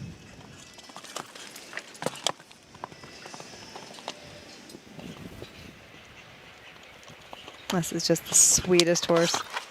And she just has the confidence there to really go and attack with it, doesn't she? Yeah.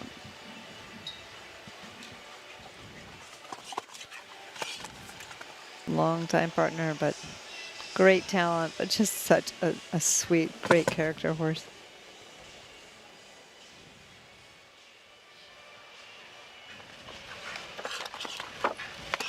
Oh. Oh, what a shame. Got away with the rub at B. Unfortunately cut down on the back rail. Oh, so... Oh. And again, a little shifty there. It's remarkable how many horses shift on that line.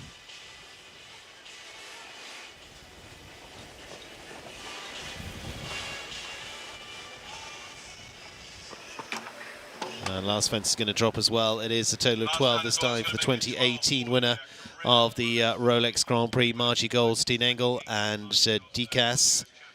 Not to be this time, but another shot tomorrow. Like we said, top 10 out of tomorrow as well. Yes, that meter 50 will be fun tomorrow. Yeah.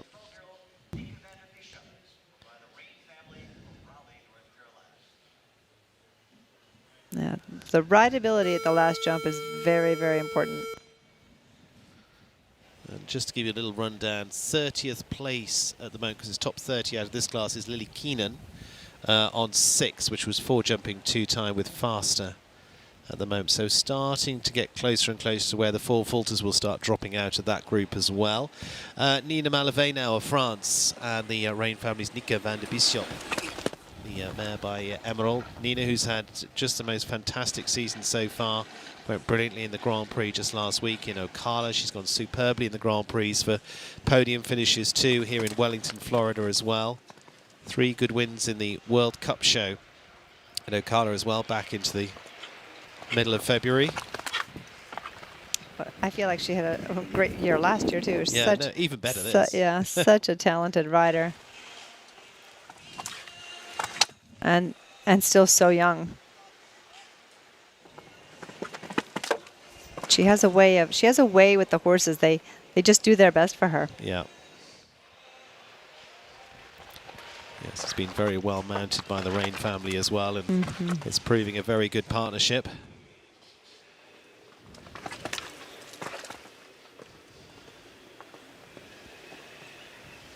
Yeah, that there is just a finesse ride to that vertical for her.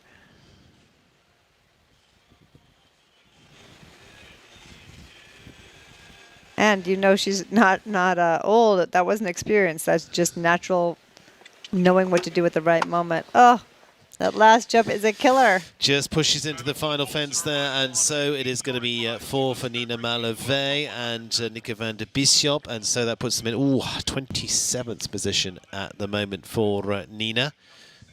So that is a shame. That line, it's all about the track at that line. You cannot be cheating at all. You can't be fixing it at the end.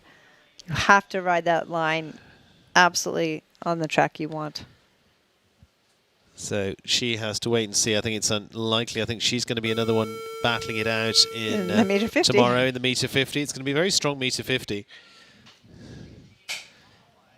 Adrian Sterlich to the USA. We may have a couple of combinations as well that will jump this class, then maybe not aim at the Grand Prix as well.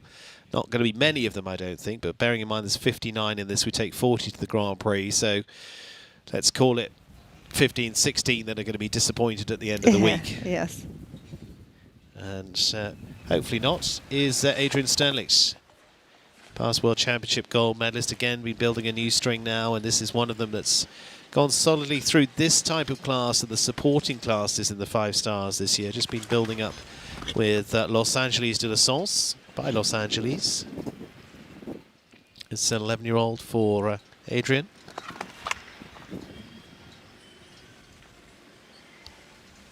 Yeah, this horse really can do it all. It's quick across the ground, can jump very big jump.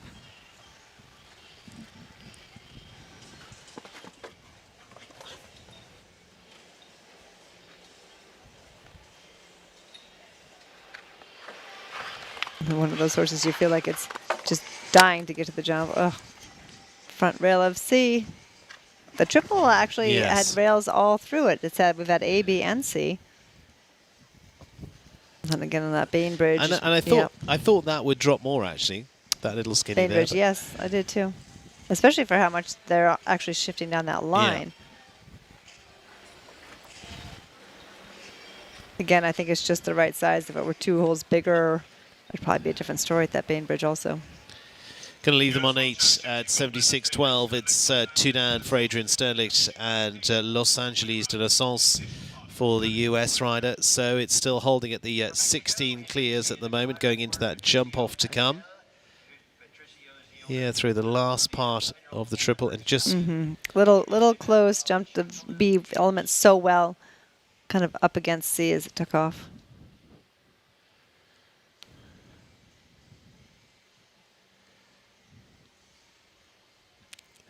Getting a breath. You might as well take it now, because who knows when you get another one. Experienced championship rider Patricio Pascual of Mexico, Chacalu PS, the stallion by Diablo Blanco, is the 11-year-old for Patricio. Again, another one who's been building up the string, went so brilliantly with the horse called Babel, through to the top championships, world championships included, and now has really been reloading the set. Ready for him to take another spin. Of course, World Championships next year in Germany, in Aachen.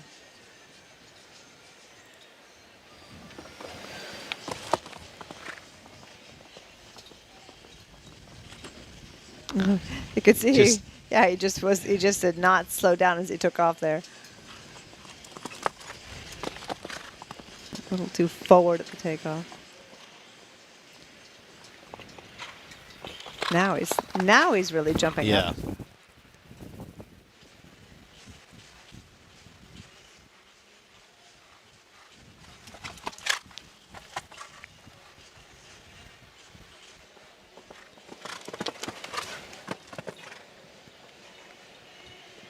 I like his face. He looks like he's a street fighter.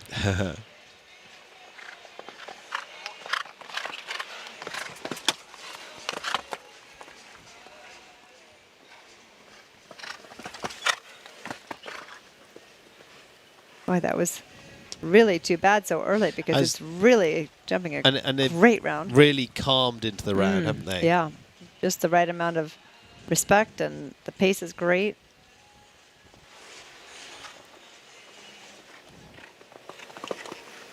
Oh, excellent. Gets a good shot in the last. Excellent. Finish on 4:73.99. It is just the 1 down for Patricio Pascual of Mexico and Chacalu PS. And that will put them in 20th position at the moment. Has a chance. It's a long shot, but a chance. He's going to go light a candle, yeah. That was too bad, boy. First jumped a great round.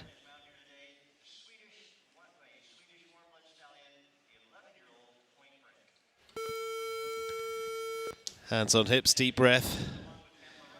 Ben Mayer now, the world number 5, now 3-time Olympic gold medalist with Pamela Wright and Charlotte Roster's point break the 11-year-old stallion by Action Breaker. Now, interestingly, Point Break hasn't been with us through the season. He's been riding Dallas, Vegas, Anjou, and Point Break, Exit Remo have come in to this week into the Big 5 Stars. And Point Break, he rates really as, you know, it's very difficult to say a horse is the top of his string, but I mean, he's such a fantastic horse. Really good to see this horse in action, better known as Bodie, in the stable. Jumped brilliantly in London at the tail end of last year, and has been over in Europe. Jumped at the Dutch Masters a few weeks ago indoors in the Netherlands, and is now shipped out for a shot at this week.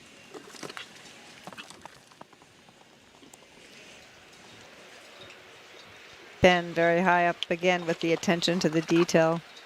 I feel like every last thing is thought of, executed. He doesn't assume anything, he makes it happen.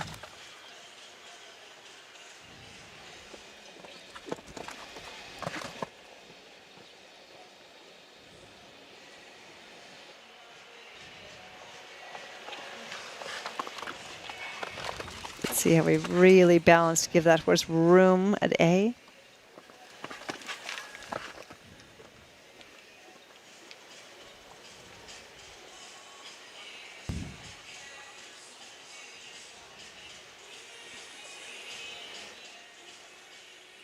This is probably going to be a good round for them, because they're probably going to want to jump this and the Grand Prix, because you know they won't have had so much ring time. So he wants to get in the ring this week. Clear 73.36. It's going to be clear there for Ben Mayer. Gives us clear round number 17 with Point Break this time. And really good round for them. In fact, it's a fast one round. Not that it is going to make a big difference because of the clears. They'll go in the same position for round 2, but adds the clear list 17 of those. 30th position now. We're into Abdul Saeed on the 4 faults at 76.40. So that equaling that or better to get into the top 30. But we've also got some of those that are in there as pre-qualified. So that starts to shake it up a little bit. Shake it up a little bit as well. Mm-hmm. Connor Swale. Speaking of masters. Well, number 11. Conor Murray's Castorano. Now, he's been competing out in California. Been doing that brilliantly as he does, but has been picking up class after class there. Now he's headed back here to Florida. Yeah, I don't care where Connor is, whether he's in Canada or California or Europe. He is just incredibly consistent.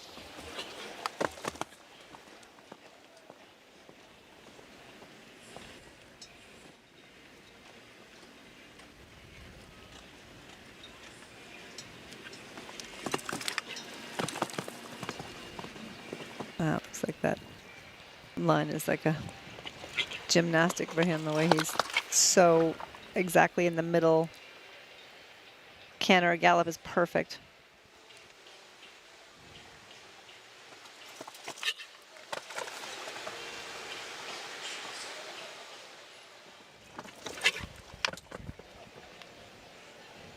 I really appreciate when a rider can get one gallop and just keep that same rhythm the whole way. I think it's so much easier for the horse when it's just like that, very consistent.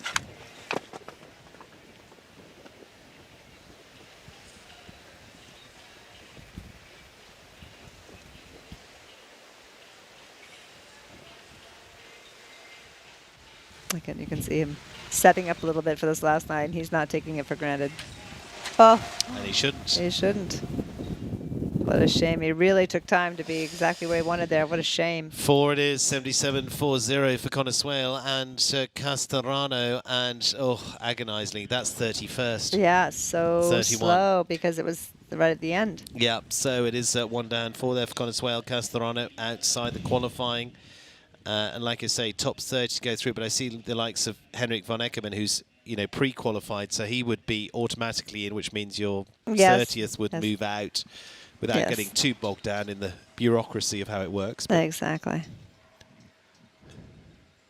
And Kent is pre-qualified also, yeah. Yeah.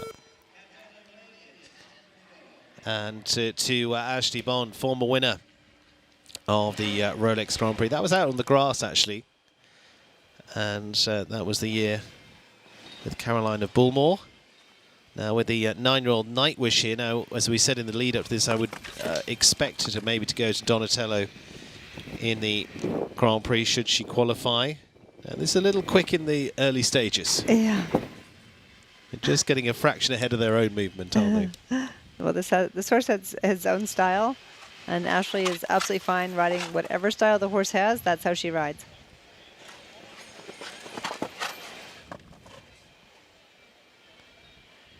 You can see she really lets it roll.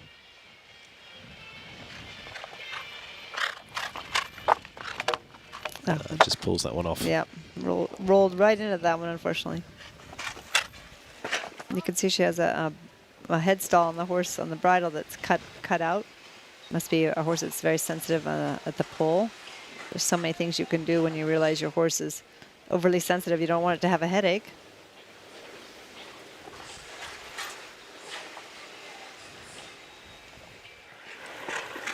Oh, that was too bad. It really jumped a nice round.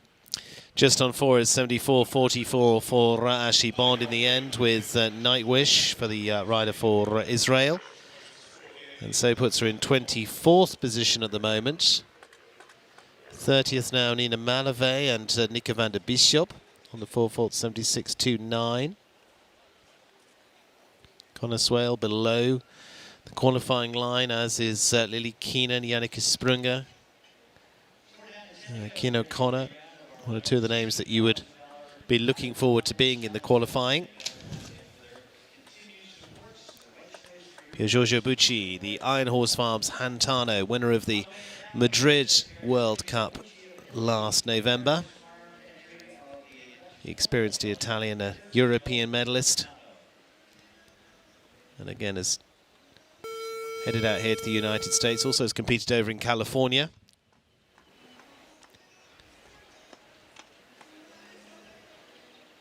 And Pier Giorgio is another of those that has managed to sustain themselves at the top level of the sport. Great longevity.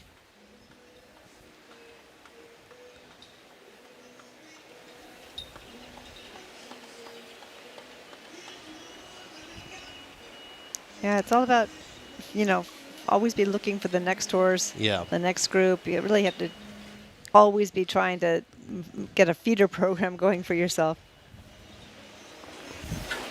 And that was part of what I was talking to Kent and McLean about yesterday as well. They've been, you know, there are times when, like, McLean's got a new 12-year-old horse into his string now that's, you know, that's ready to go. But yes, like Kent said, he has the horses with him as young horses, and really, you know, that's the aim to long bring term. them. The same as McLean would have several of those in his. But just once or twice you supplement maybe if the right horse comes along. But it's the long-term program is the key.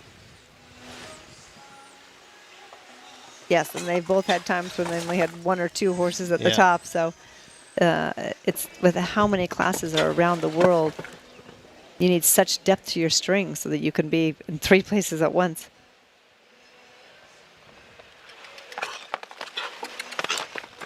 Oh, he felt like he was encouraging, a little behind the motion, but it worked out.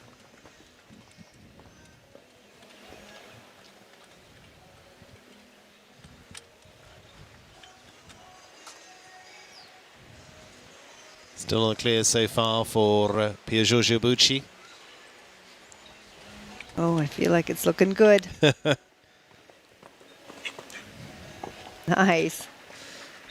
Yep, 76.04. It is going to be the 18th clear there. Pier Giorgio Bucci and Hantan. I would say this clear's a little more sparing into this second half of the class now, but still a big number to come back. And yeah, but also some good horses still to come.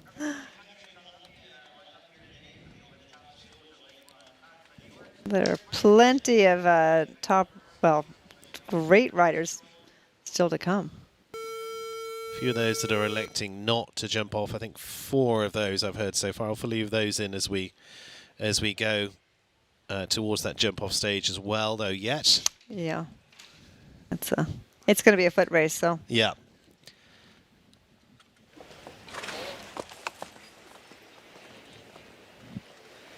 Now Mark Blumen of Columbia, the over-the-top stables, Ubeluk. Top 3 in the $1 Million Grand Prix out in California last year in December. Picked up several big classes here in Wellington as well. Started very strongly at the start of season 2. Yeah, this is another one of those horses, indoors, outdoors. He can do it all. He's just a raw bouncing ball. And what you'll know from Mark is that whatever jump off he's doing, he's not going to go. No, he's not going for generally hold second. back. He's not playing for second. I don't care what horse he's on. He's not playing for second. But you know, that's it's one fun to watch and fun to do if you're in the sport. You know, you're doing it for the competitiveness, and he'll know his horses. This horse, it is just raw jumping, incredibly good. Does a great job. I don't know that it's the easiest horse to stay with because all of its body parts move in crazy directions. Wow, that was an incredible round. It is clear there for Mark Blumen and Ubiluk, and hopefully enough luck left with them now as they go into the jump off. It's clear round number 19 of the list. 19. 19. And so in terms of the top 30, 30th position right now is Minuteman and Henrik von Eckermann of Sweden, but he would automatically get in as well if were he to drop out of that, because he's pre-qualified as world champion. Yes. Carl Cook of the USA, and in Sydney Osprey's Caracol de la Roque. Top 3 last time around for this Rolex Grand Prix week. Finishing close there. Good battle last year with Christian Kukuk, McLean Ward. Carl and McLean then on to the team that was silver at the Olympic Games. Carl then with a good shot individually then in Paris too. And Carl hasn't been here all season. He just came in a few weeks ago. Yeah, he's been in and out towards the tail end of the season. Was in California to start off with.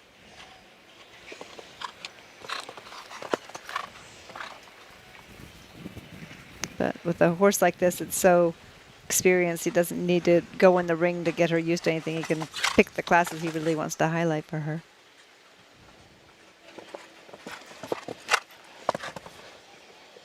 I think this horse has such great desire. Oh, what a shame. Well, that's going to make it harder. It needs to be a fast 4 now. Nicola Phil of Hearts is the fastest of the 4s. He sits in 22nd, which is why I say the time makes a big, big difference. We're talking 8-9 slots and the difference between qualifying and not. Not, yes. Now, this pair should be quick.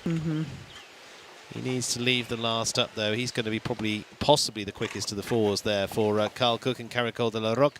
4 at 72.51, so not quite, but the second fastest of the 4s. Will go into 22nd position for Carl Cook.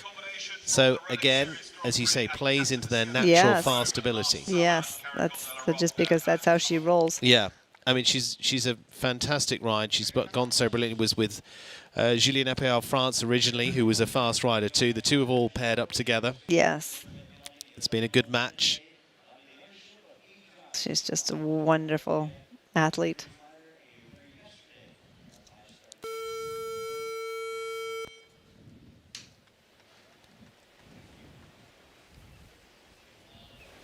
Now to Harry Charles of Great Britain. Harry with Eve Jobs' Zinaday.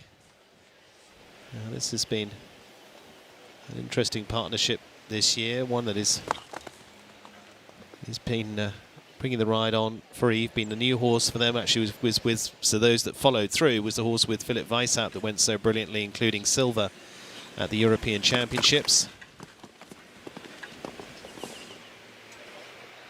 Harry now looking to build up a new string of horses.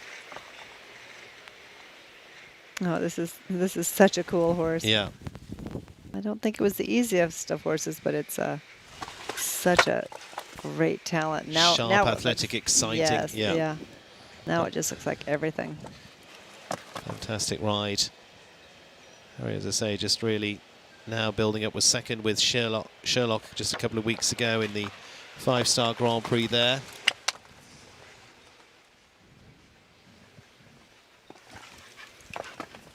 Yeah, this is exactly what you want when you sell your wonderful horse. Yeah. It was so successful, went so brilliantly, and then to see it go so great like this.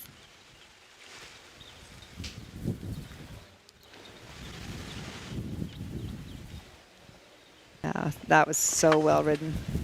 Yeah, very nicely done from Harry Charles and Zinedine this time. So it gives us the 20th of the clears, though I can tell you I think we're at the stage probably 15 will jump off at this point. I mean, this just picture perfect. His ride was brilliant. The jump was brilliant. Yeah, super horse, as I say, came through with Philip Weishaupt, of course, we're based with the Beerbam stables. A wonderful horse that's going on to the next stage of its career. Eve, herself, owner, a Pan Am medalist. Now to Erin Ballard of Canada. Sarah Freeman's Dior as we come into our final 5 in round 1. Now for the Canadian Olympian.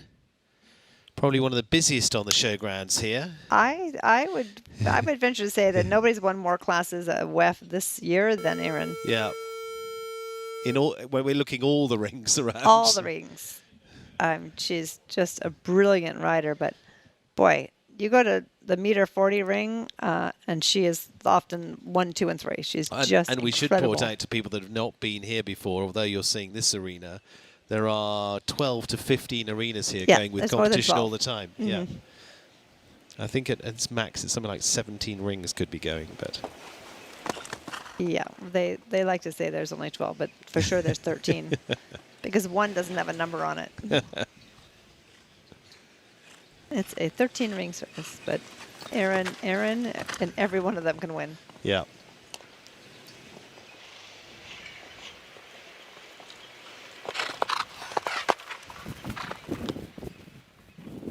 But again, she's so good at just picking up a ride that is a newer partnership and really finding the keys quickly. Yeah, she can ride all types. She can ride hot. She can ride cold. She can ride the one that's quick, that's slow. I mean, she's so versatile in her riding. And Lon Furter gets so many horses in and through and for her. It's such a great combination. I mean, this horse is spectacular.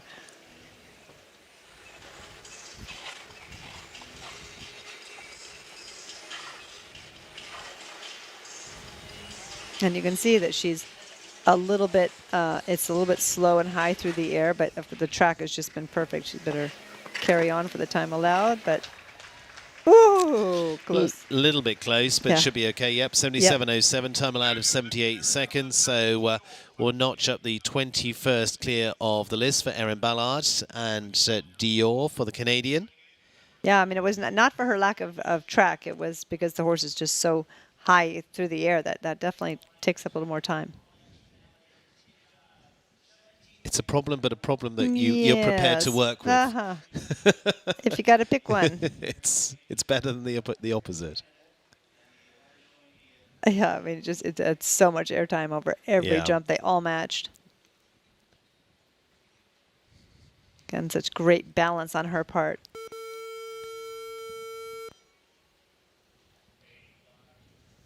Daniel Coyle of Ireland, Ariel Granger's legacy, the mare by Chippendale that has been such a wonderful addition to his string for the 30-year-old, for the world number 17.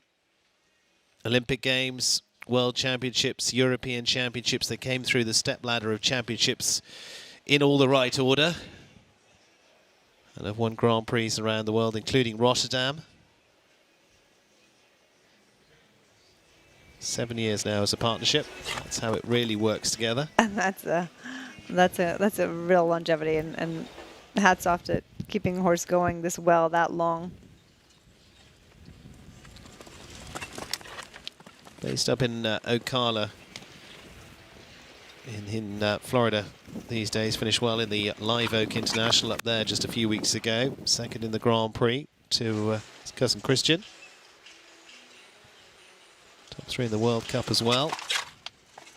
And you could see from that line, he just flowed right across to the end of the jump.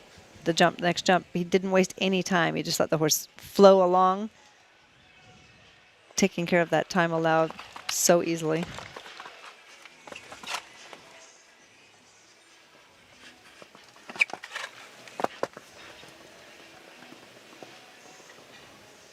And so consistent, just as you would expect.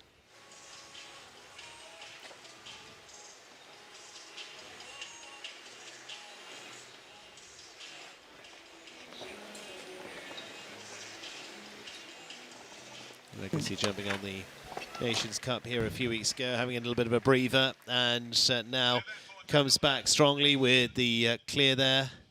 And so good round for Daniel Coyle once again. Super Partnership London Grand Prix winners together, and put a whole list of #1 spots against their name in both Europe, in Canada and the USA through a brilliant career. Yeah, that's just what you expect. You come in wearing your most comfortable slippers. Emily Conter of Belgium, Stefex Stables, Onslow de Royeux is the gelding by de Montesemy. And for Emily, winning here just a couple of weeks ago into the 5-star Grand Prix there for the Bainbridge Grand Prix. Oh, that was such an incredible evening. So many fast, great riders behind her, in front of her, and she just went in, did her job, came out on top. It was so exciting. She had Henrik von Eckermann on the podium as well. I mean, she was really in good company there. She was in the best company.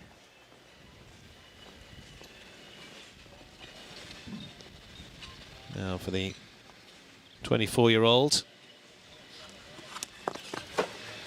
Just going to flick a brick. Yep.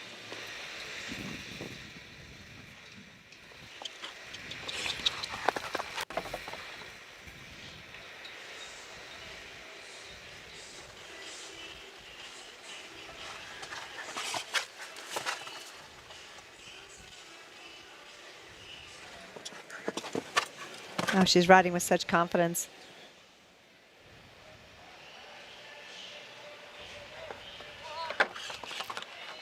Fortunately, A down also, so now she knows that she's not going to qualify. She's going to have to go in the meter 50.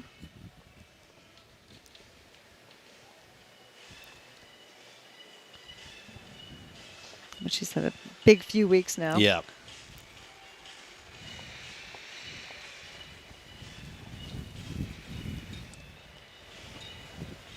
Her riding has really stepped up to the top. Score of 8, 72.99 for Emily Contra. Her win the other day with Portovello, Van der Fruitkoff. Different ride this time in Onslow, but here again, not much of a push there, but just pushing away a brick on top, which you can see they're just so small. Thin. Yeah, they're so tiny, which is, like we said, great. It's safe. The horse touches it, it flicks off, but it's also unforgiving. Little tiny ones there, as my mate Steve Hadley describes them, little chocolate boxes sitting on top. They're that perfect size and weight. That's a great description. And so it is remaining 3. USA's McLean Ward, the Beechwood Stables, Callis, 2019 winner of the Rolex Grand Prix, the world #7, second last year with Ilex. They then went on to Team Silver at the Olympic Games as well. This has been a fabulous long-time partner and a 5-star winning combination here before. Now again, he might well make another change before the Grand Prix, but let's deal with today first and foremost. Yes, I think he's here to win this class if he can.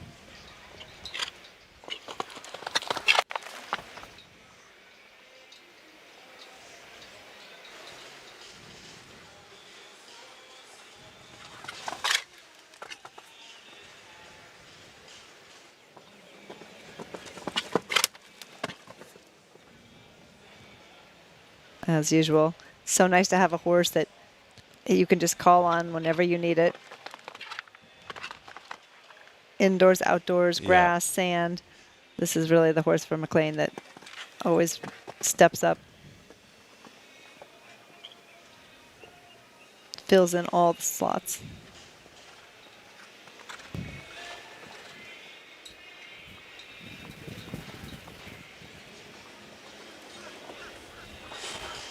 And again, such detail on how he's riding that last line.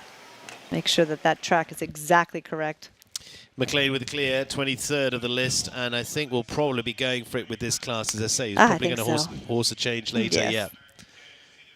I think he, again, is in it to win it. That was such a solid round. 23 qualified for the jump off so far, and 1, 2, round about 6 I know of so far won't be jumping off.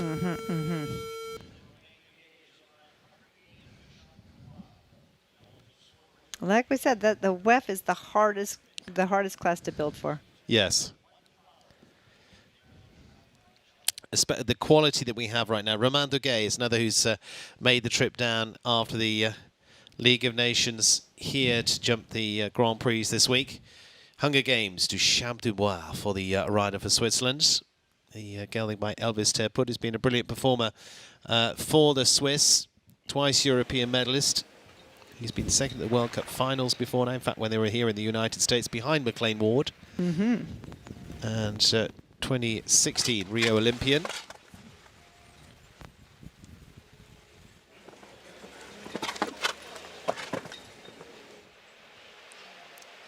I'm a bit of an unassuming horse.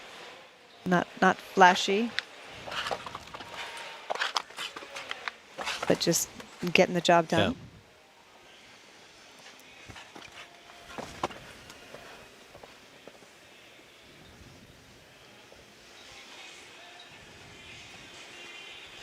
Great job paying attention to the time allowed there.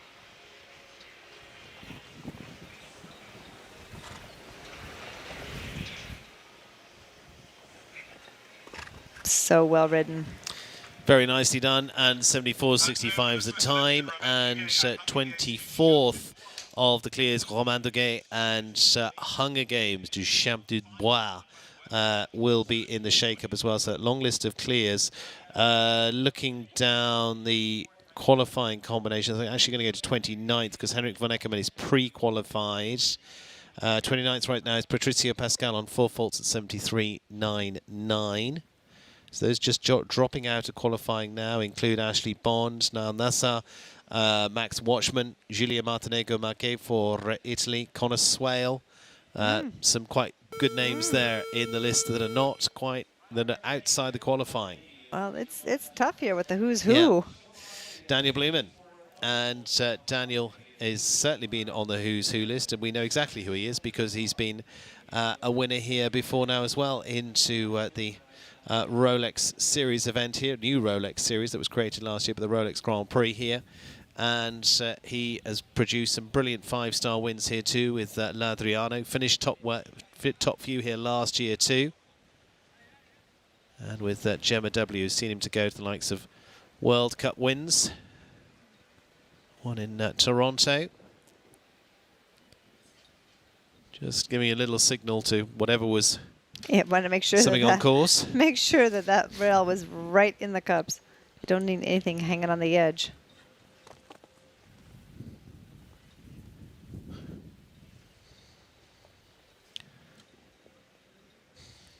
Gemma's his longtime partner.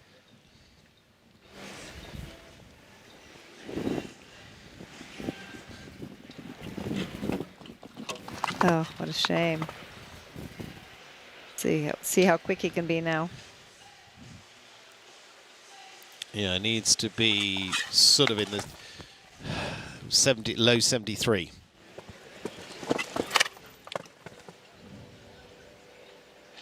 Ideally more like 72. Yes.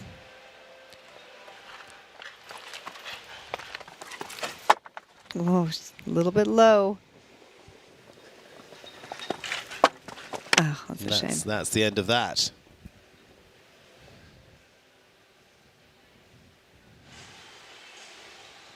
So Daniel Blumen, another that will be back for tomorrow's showdown with the top 10 there going through. 40 to compete in the Grand Prix on Saturday night.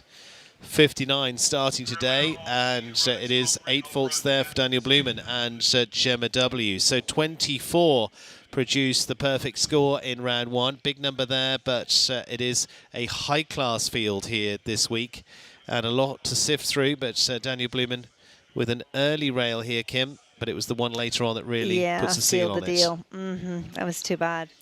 So how many do you think are not jumping off now? I will let you know in 1 second. We're going to give it a little run through I'm dying to know who is going into that jump off. So Daniel Blumen there is. I'm waiting to hear whether he's going or who's going or not going in the final few. But the early ones I know about.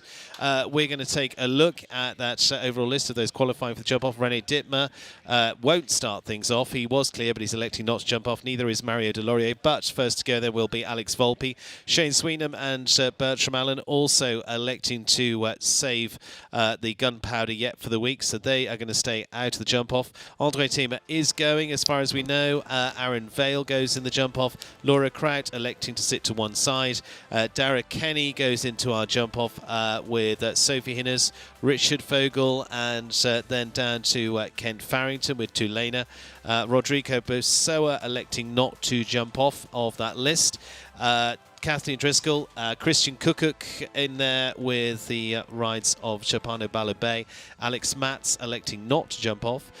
Ben Mayer in the mix as far as I know with Point Break. Pier Giorgio Bucci qualifying but not jumping off. Mark Blumen qualifying with Uberluck. He goes and takes a spin. Harry Charles, Zinaday, Erin Ballard and Dior. Daniel Coyle, Legacy. McLean Ward and Callas. And finally it'll be Romain Duguet of Switzerland and Hunger Games. Those are all the qualifiers for the jump off here for the Adequan WEF Challenge Cup. $116,000 on the table, still to be finally contested, and we're going to take a little breather and to be back in the build-up to the jump off for the Grand Prix qualifier as part of this big week of the Rolex Grand Prix for the US Equestrian Open.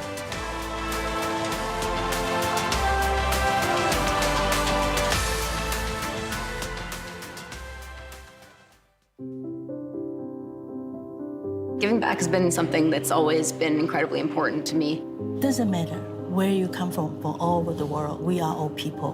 We need to do something together. I think if you've helped one person, you've made an impact.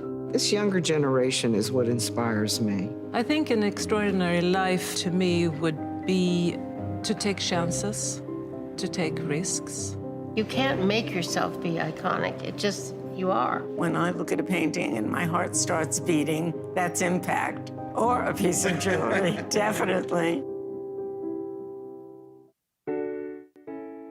Bainbridge is a fully integrated multifamily real estate company that has developed and acquired more than 43,000 units, representing $8.1 billion in transactions since its inception.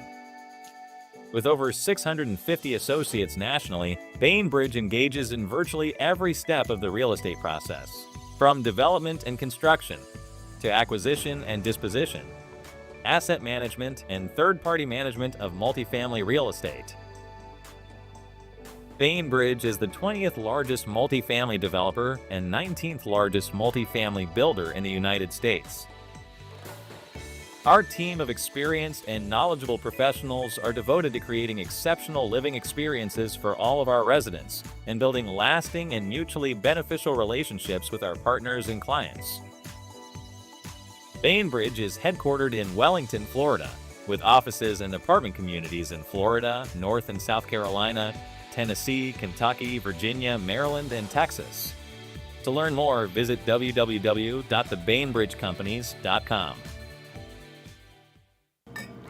I drink Brain Java House Brew, packed with the brain power blend of essential vitamins and minerals my brain needs every day to get it done. Be mindful, be present, turn on your brain.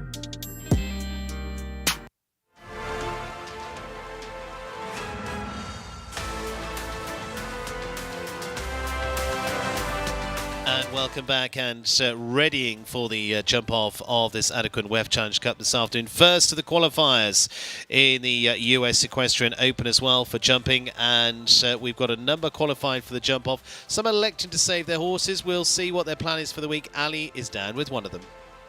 Steven. I'm down here with Alex Matz. Alex, another one choosing to save his horse for Saturday, but jumping a great clear round with Ikigai. Talk us through your course a little bit. It looked a little bit, a little hard to get to the first fence, and then you really had to dig in and ride that clear round. Can you tell us what was going on a little bit? Yeah, it was a little bit hairy. It wasn't the smoothest round. I'm not sure if he looked at the water going to the first fence or exactly what happened, but he spooked at something, and then he didn't have his eye on the fence, and the distance kept changing for me, and I knew if I kept kicking, though, he'd jump it. And then I think he was a little bit wound up after that, and it was a little bit herky-jerky, but he was jumping so well that we got it done. And is Ikigai going to be the one you're jumping for Saturday night as well? That is the plan, yes. Got it. And again, I wanted to touch base last week on your amazing win in the 4-star. What an accomplishment for you and your team. I just also wanted to see what it was like for you. I think this was your first WEF win. Can you touch base on what that means to you and your team? Yeah, it was. It was amazing, especially to do it with my longtime partner, Cashew. He's 17 now and still gives me everything he's got. And it's a testament to the people I have behind me. I mean, my dad helping me every day. My mom rides Cashew most days. Cesar, Gail, everybody back in the barn, and then everybody else that supported me with other horses to allow me to get here. So I was really delighted and grateful to have everybody behind me and grateful to have that result. That was an amazing win and a great ride today. Good luck for Saturday. Alex, thanks so much for speaking with us. Back to you, Stephen. Thank you very much, Ali, and love to hear the family story there as well, and all the family involved. That's what a great sport is all about, and we're going to be back in a few moments' time, readying for that jump off for this Adequan WEF Challenge Cup, and looks like we have 16 to resume to go for the money here in our qualifier for the US Equestrian Open and, of course, the Rolex Grand Prix.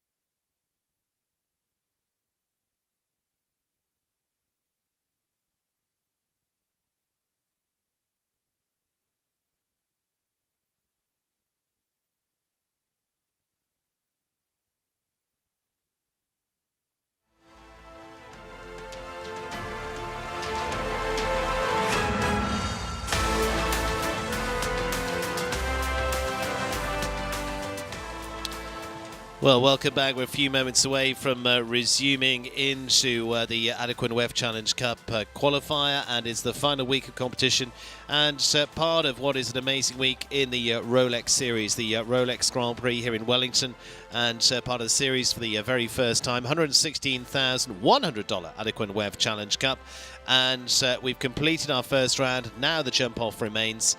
and it is the showdown over a shortened course. So what they do here is there are a selection of the fences from round one, a couple of adding fences as well, and it really turns it into a sprint track for what is coming up. 52 seconds time allowed around here. I don't think that's going to be too much of a consideration.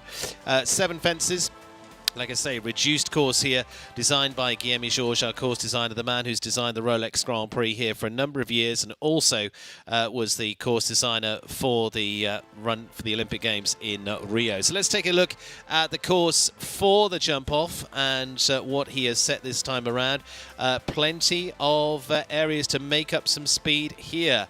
And so where does it start? It actually starts over fence 6. What was the triple bar there as the opening fence on course. Then to the Vogel Oxer at fence 7, going across the centre. Turn back to what was triple combination, now a double here at 8, B and C.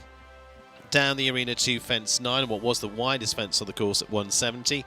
Then across the centre to a new fence on track to the vertical at fence 15, to the Southern Arches fence. A roll back then to fence 1 to the Rolex Oxer as the next on course. They're going round the pond at this point. And then up the arena to fence 16. This is again an addition onto the track, but you can see it gives them a long run down to the last. Plenty of sprint positions around. Thanks to Fidelity for bringing us our course animation each week as part of the Winter Equestrian Festival as well. So it may well fall into the hands of certain combinations that might be suited to this. We will see. 8 combinations electing not to jump off of the 24 that qualify. Those that you won't see go have decided to keep their horses ready for the Grand Prix are René Dittmer, Mario Delorier, Shane Sweetnam, Bertram Allen, Laura Crouch, Rodrigo Pessoa, Pier Giorgio Bucci and Alex Matz, all electing not to jump off because they're probably using the same horse for the Grand Prix. They've done a clear, they've got themselves into qualifying, and so they move on. Looking down the qualifying, 29th position was Patrizio Pascal and Chakalu PS, because Henrik von Eckermann outside the qualifying, he would automatically be in pre-qualified. Those outside still vying for their places tomorrow. Is going to be some big names still in there with Lorenzo Luca, Connor Swale, Daniel Blumen, Yannick Esprunger, Lily Keenan, all looking for their spots. But these are those that have qualified and put themselves into the jump-off. So we'll actually start off with Alex Volpe will be first to go with Candy Luck Z. Then, as I say, Bertram Allen not jumping off. Neither is Laura Kraut, but Aaron Vale should be in the mix there. Down to Dara Kenny and 0K, Sophie Hinners and Iron Dames Sinculair, Richard Vogel and Levi Nosar in the clear list, as is Kent Farrington, Tulane. Now that might well be a course to suit Tulane here this afternoon. Rodrigo Pessoa, Major Tom, is staying feet firmly on earth for the afternoon. They're going to stay out of the jump-off. Catherine Driscoll goes, as does Christian Kukuk. Alex Matz electing not to jump off. Ben Mayer goes with Point Break. Pier Giorgio Bucci is going to sit this one out. And then our final few sees Mark Blumen, who's never sat out at all, I think, for any jump-off. He will go with it with Ubiluck. It is Harry Charles in the frame there too, with Zinedine, Erin Ballard and Dior. Daniel Coyle, Legacy, McLean Ward and Callis, and finally Romain Duguay of Switzerland, and Hunger Games Duchamp Dubois will be last to go into that jump-off round. Short course. Short end to the competition, and it will be the shortest and fastest around the track, because it will require the shortest route, the fastest time, and leaving them all up all the way. That's the plan. And an exciting lineup of those coming into our jump off here for the Adequan WEF Challenge Cup here this afternoon. Kim Prince has been alongside me throughout, and we've been watching some amazing combinations. We've got 6 of the top 10 in the world competing here this week as well, and so that's certainly made for a world-class, exciting finish to the Winter Equestrian Festival this year, Kim. This is just an incredible circuit, and the showgrounds are so nice. The arena here is spectacular. I do think that it's hilarious they put the water feature in the middle of the ring today, which has caught a few horses by surprise, I might say. I love that Alex is like, I don't know, I think it was the water. he was so just trying to get to the jump. He wasn't even sure what the horse was looking at. Well, we're all set to go into the jump-off. Let's see how the speed takes us to this. And it's going to be Alex Volpe first to go. And with the Cedar Fox of California's Candy Luxett to start things off. Like I say, René Dittmer and Mario Delorier were the first two clears, but electing not to jump off. And so Alex in qualifying there, as she will be. Back for the Grand Prix on Saturday. Will be the first to take us around for the lineup.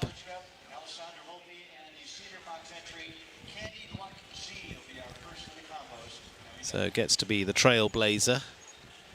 Good or bad, that's your position. I think with this many in it, you know you just got to go the best you can. Probably doesn't matter if you go first.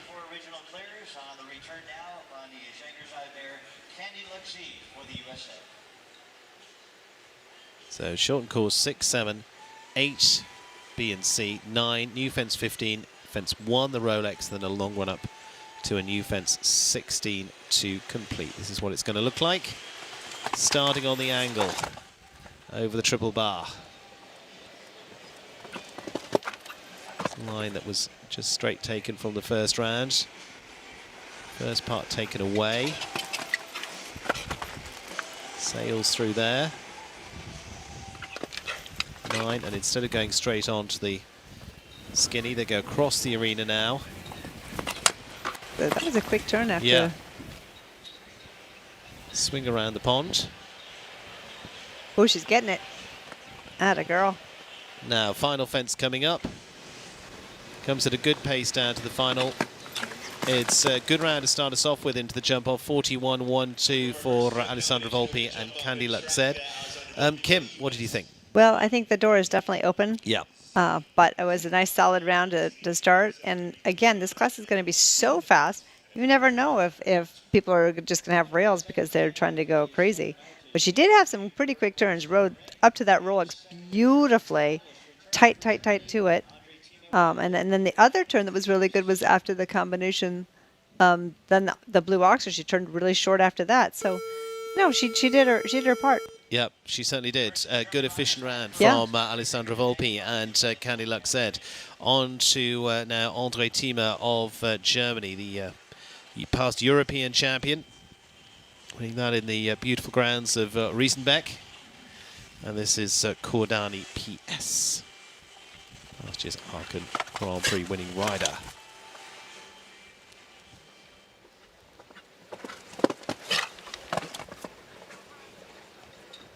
Seemed to that got a little bit abrupt and seemed to touch slow there for a moment.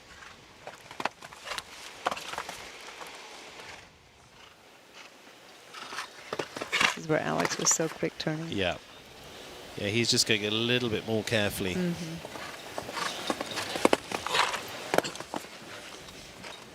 But again, maybe not the worst strategy. Especially if he's going to ride this horse Saturday night. We don't know that. Good efficient round so far from Andre Thiemer. 41-1-2 leading time, so he's not going to catch that. Like we said, a little bit steadier than that of Alex Volpe's. But as you say, if they're jumping again on Saturday night, that may be a good, solid, clean round. Yeah. And it might be a piece of it. 2 good rounds to put in the pot at 46.94 for Andre Thiemer of Germany. Nice and efficient round here back to the Rolex. And again, remember, they're going in reverse order from qualifying from this class. So, you know, we put in the second round. So that'll put him a little bit lower. Yeah, so for the Grand Prix, exactly. You know, he could put a round like that might get him top 5 or 6, which means he's 5 or 6 from the end of the Grand Prix on Saturday.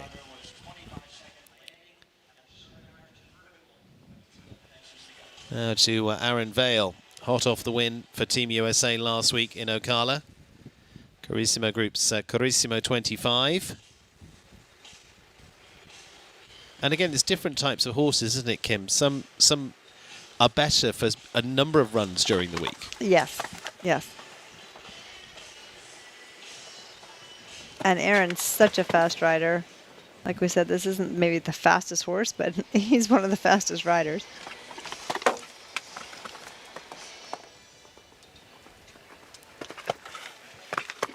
You can see just how efficient he is. Not pulling on the reins anywhere. Just trying to keep that nice forward gallop.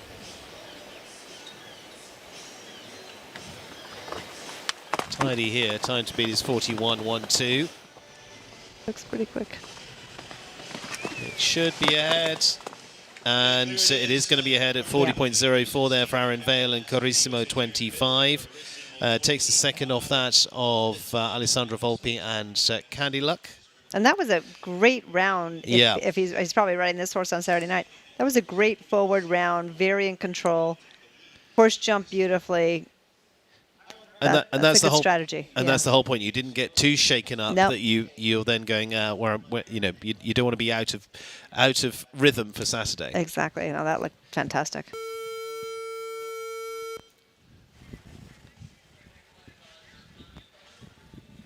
Should be taking us to Dara Kenny next and 0K winners in the 5-star WEF Challenge Cups already this season. Actually won on to the Bainbridge Week, our last 5-star. That was back on to the early March. Dara, first season with this mare, but as you'd expect with him, it's been a successful one. Yes, and I imagine he's pedaled to the metal in this round. See what he's got.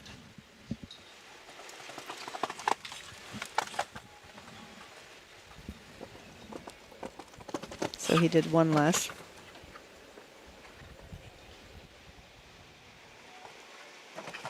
Ooh. Touch that one behind. Stayed up. See it. Oh, quick turn, yeah. Really tight into the left there. Doesn't leave many inches. Now hugging the leg. Time to beat at 40.04 as they come down he's to on last. it. He should have this. Keep coming, and no. 40.42, just by a little snitch in the end. Yeah, he should have been just one little bit tighter around that water. Goes into second place there for Dara Kenny and 0K in the end. Just going to be into second spot, 40.04 from Aaron Vale. Alessandro Volpi in third place so far, as you say. Good around the water, but maybe just a fraction. Yeah, just one. The others were like right on the ferns.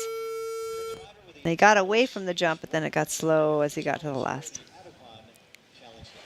Sophie Hinners now of Germany, Iron Dames Sinclair for the Verona World Cup winner. Great addition to the lineup this week as part of the Rolex week here.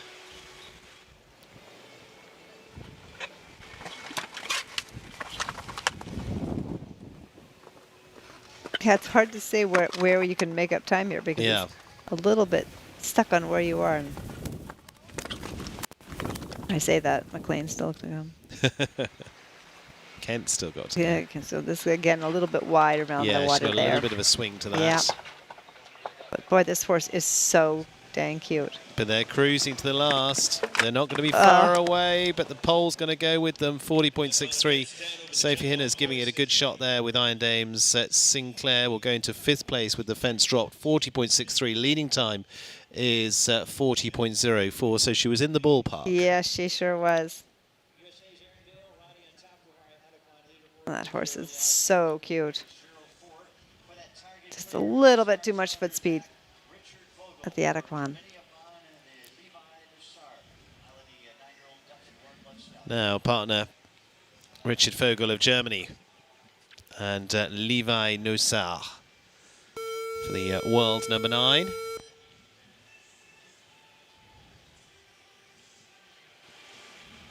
It's having a little look of the track around the water.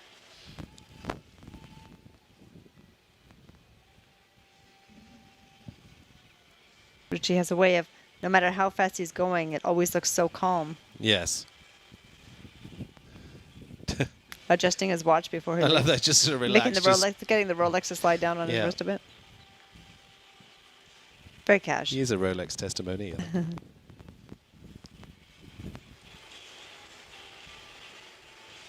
See how nice and open he is.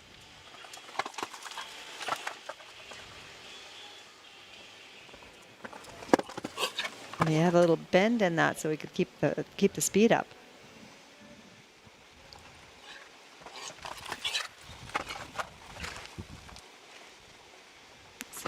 he can turn back.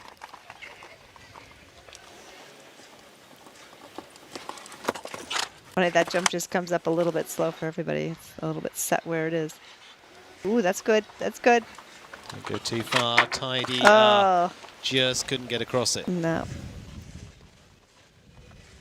Oh, what a shame. Time is going to look good. Time's going to look very good at 40.47, but it wouldn't have quite been enough, but then he'd have just edged back a fraction after that pole down.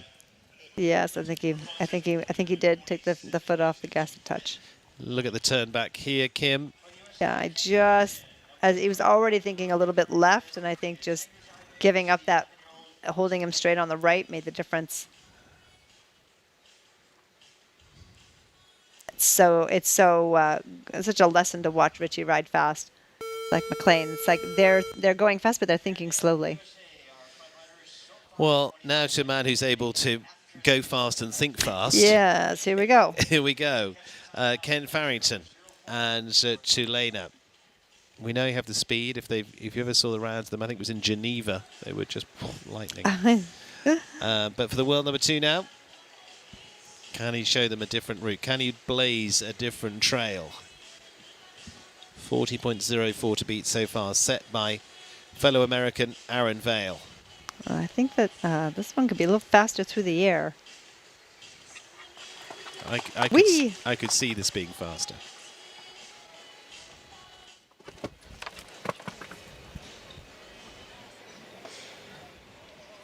You're saying, whoa.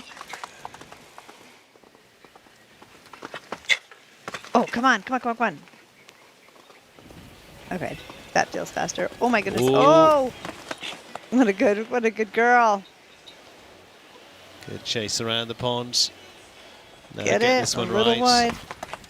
Time to beat 40.04. He should have this. They keep coming, keep chasing. He's just got to stay off it. Really good round. 38.75. Second and a half up for Ken Farrington and Tulane. That is not a big surprise, but is just proving again what a good pair they are. Yes, and how fast he went, well, to the Southern Arches, and then when he needed her to slow down, she did. But I'll tell you, what he gave her a little bit of room here to the Rolex, but as he galloped up to the last, he flew up and then settled down. It was such a good ride. That was a great effort.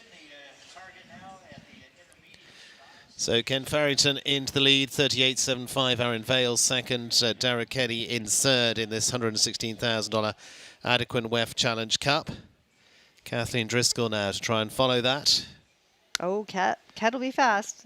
She'll give this a go. Guaranteed. Don Stewart's Hidalgo. And that's the thing, you can't be, I suppose, if you're going to go for this, you can't be intimidated by going, oh, I can't get to that. You've got to believe. Yes. I think Kat always believes she can be faster. Well, the fence down is going to put pay to that, I'm afraid.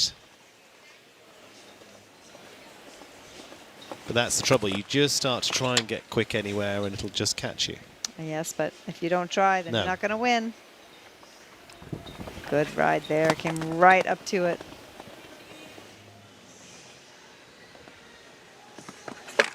And then the last also. That's where Kent was so great. Flying up there and then getting her to settle right down as he got there. Total of 8 for Kathleen Driscoll and Hidalgo at 38.98. Really good time. But unfortunately leaves them with 2 fences down en route. So they got under the 40 seconds, but for Kathleen Driscoll puts them down into now 8th place with the 2 down. But shows they were going to get close to Kent. Yep. And we still have fast riders to come. Yeah. Including the Olympic champion and the former Rolex Grand Prix winning horse in Chapano Balubé, and the rider being Germany's Christian Kukuk for the Coleridge Equestrian.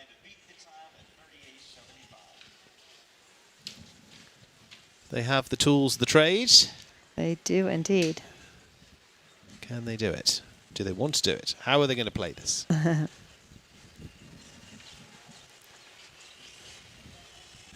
Kent Farrington leads 38.75.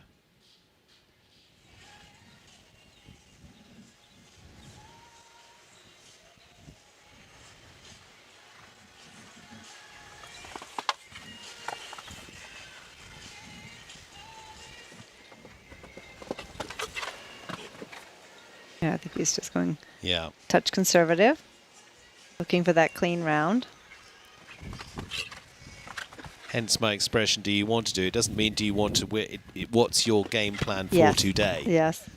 And boy, this horse is jumping so well. Yeah. So light off the ground.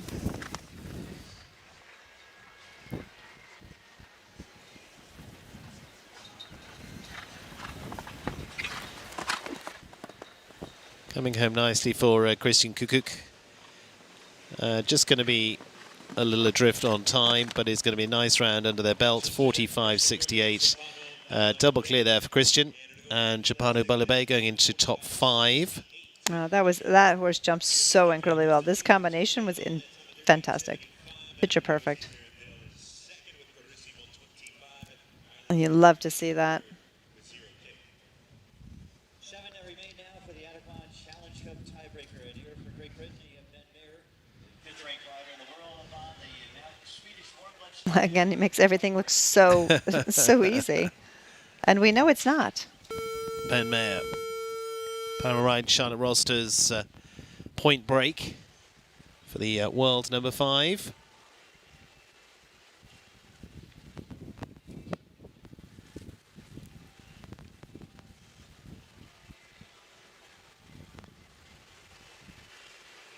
As I say, point break is headed over here for this week.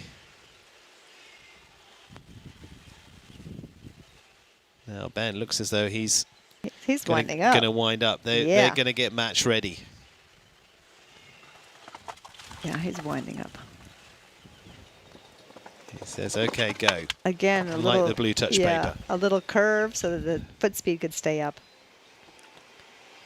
Got to find places to make up the speed. Turning in the air. Oh, this is quick. Certainly got good ground speed. This is quick. And about to try and depose Kent Farrington at the top. Ben Mayer chasing for the win here. Will he clear it? Will he clear it? Oh, yeah. 38.75. Yeah. Wow. Look at that. 37.60. Crazy. Ben Mayer, point break, make their point. And they are in the lead. Go ahead of Kent Farrington at 38.75 from Kent. 37.60 from Ben Mayer. And he meant that. Oh, my gosh. That ride to the last jump was absolutely phenomenal. Slowed down just enough, with enough space that the horse could clear it easily. That was brilliance. Superb from Ben Mayer. And now leaving us 6 left to go into this jump off. Mark Blumen, Harry Charles, Erin Ballard, Daniel Coyle, McLean Ward, Romain Duguay.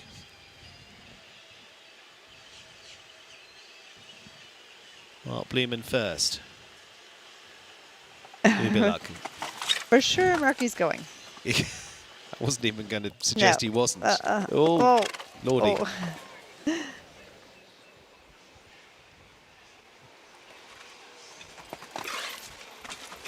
He's trying to find places to be faster. Gets tight there.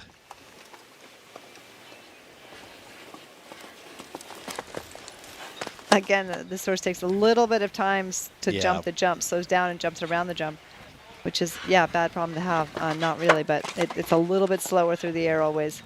Shake of the reins, 37.60 He's trying, he's trying, not going to do it. Oh, what a great effort. Great effort. Good effort. A little bit of a scramble to finish. It's 40.77 for Mark Blumen and Ubiluk, but certainly gets marks for trying there. Goes into 5th place. Yeah, he definitely gets the try award. Top 5 for Mark Blumen, 40.77. Ben Mayer leads 37.60. Spinning around the water here for Mark Blumen and Ubiluk.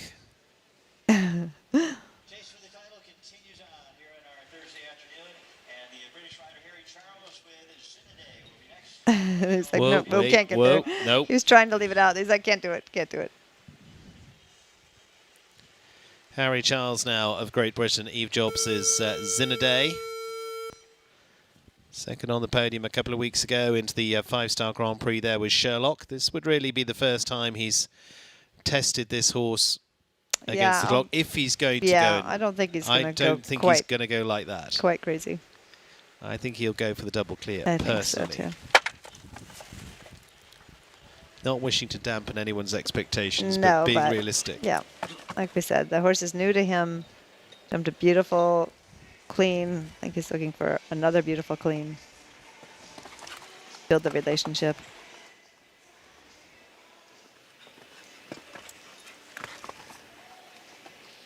Get some amazing still photos.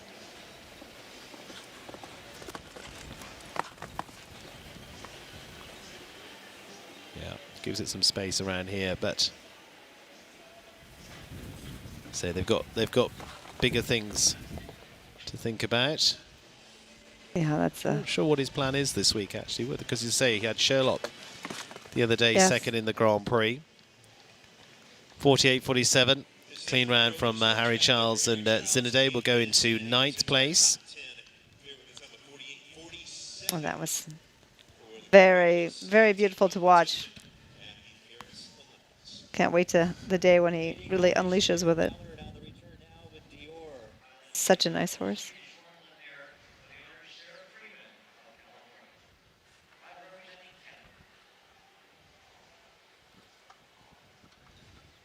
Okay, here we go. Need for Speed. Look at them standing there like speed is not even on their minds. Oh, it's on their minds. Erin Ballard of Canada. Aaron only has one speed, and that's faster. Sarah Freeman's Dior. The 11-year-old Swedish-bred mare for the Canadian Olympian. She gets herself into position to go. And go she will.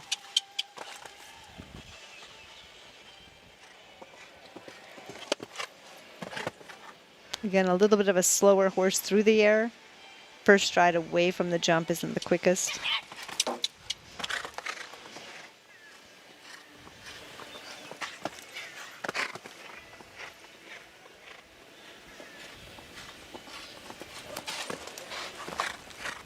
So ridden with such precision and execution of exactly what Aaron wants. Just a little bit. This horse needs, like in Spruce Meadows, with those long runs to the jumps, with its big stride could take over. Should suit them in the summer. 43.04 there. It is clear for Erin Ballard and Dior. And we'll put them into 7th place for Erin as it stands. So top 3 still Ben Mayer, Ken Farrington and Aaron Vale with, 3 left to go. Yeah, can't wait. Still to fire. It is Daniel Coyle, McLean Ward and Romain Duguay as our final 3 into this Adequan WEF Challenge Cup this afternoon.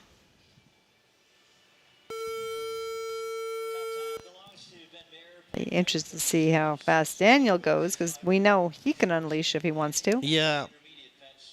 Not sure what his strategy is today. No, I mean she's won so much and done championships and Olympics and all of the things. She doesn't need experience now. The question is, as you say, how he wants her to be performing this week. Is she one that likes to go for a run in the jump off before Saturday, or he looks as though he's not going to be holding back. It doesn't look slow.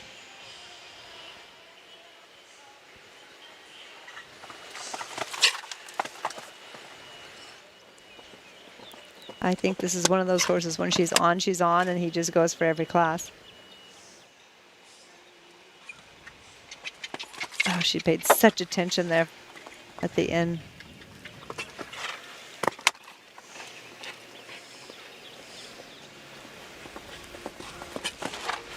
Ooh.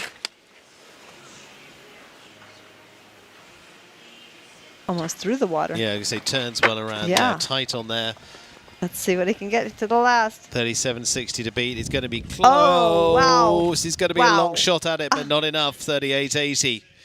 And a second adrift there for Daniel Coyle and Legacy. In the end, they'll go into 3rd place, get ahead of Aaron Vale, not ahead of Kent Farrington or Ben Mayer.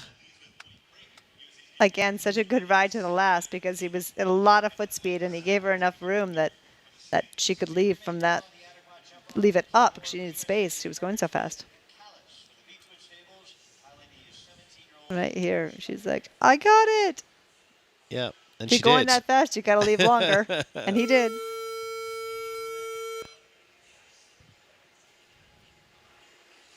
To the Okay, left. here we go. McLean Ward, world number 7, on the back of a team win last week as well.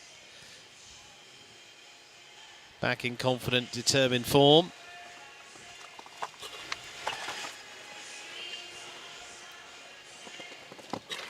Come on, McLean.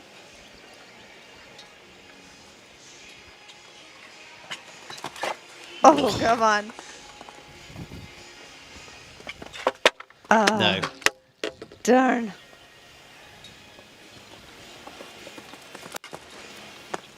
Again, you gotta try. Yeah. He'll still be in a good position for... Yeah, for his order on Saturday night. Yeah. Not quite the position he would have wanted, but still, that's going to take them a little bit further down. Final fence dropping 8 faults there at 41.758 for McLean Ward. And Callis this time going into 15th place.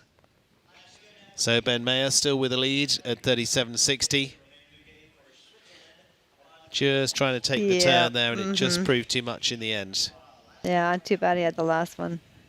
Again, she shifted hard as she took off.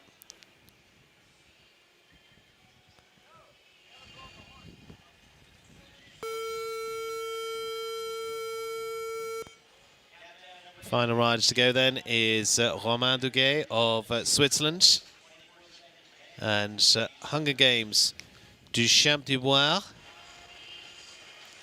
And again, the unassuming one, never count them out. Be interested to see. Former Dublin winner. Yeah, this is slower. This is going to be they are a slower moving pair. They're a really good team championship pairing, but this one round at a time. Yes. Yeah.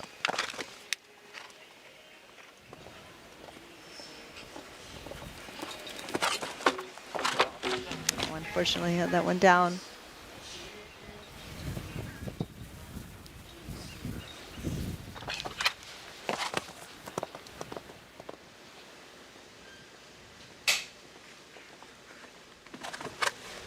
Oh, that would be this will be a nice one to watch on Saturday night. Yeah.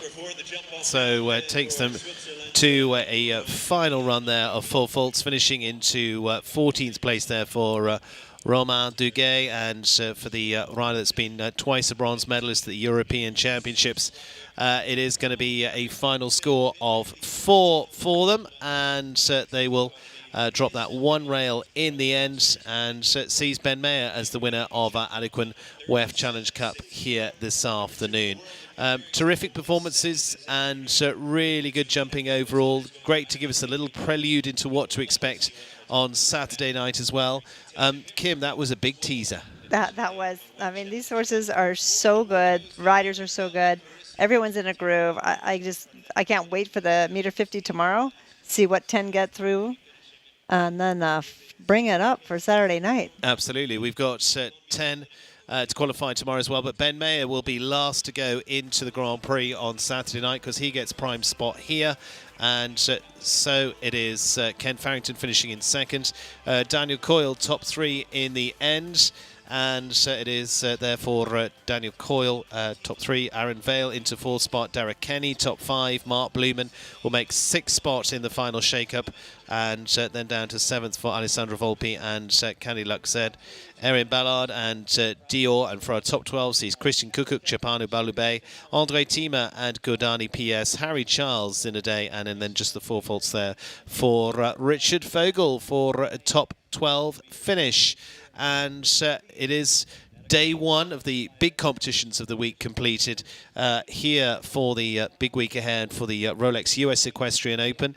First qualifying day, second qualifying day is tomorrow into our speed class there. Kim Prince will be joining for me each of those. Kim, lovely to see you this afternoon. It's great being here. Like I said, it's a great seat. Great seat. Great way to enjoy the competition, and we're going to be readying for the presentations here as well. Like I say, Saturday night is going to see this lineup in reverse order for our top 30, and tomorrow sees them vying for the remaining 10 qualifying places. Top 30 saw Patricio Pascal and Chakalu PS 4 faults and upwards on there. The clears were into qualifying there, but some big names still to get qualifying for Saturday night. So that's going to make tomorrow an important day for them as well. So that's all to look forward to here in Wellington as part of our lineup for this finale week of the Wellington Winter Equestrian Festival, which has been, again, high class. It sees this week 6 of the world's top 10.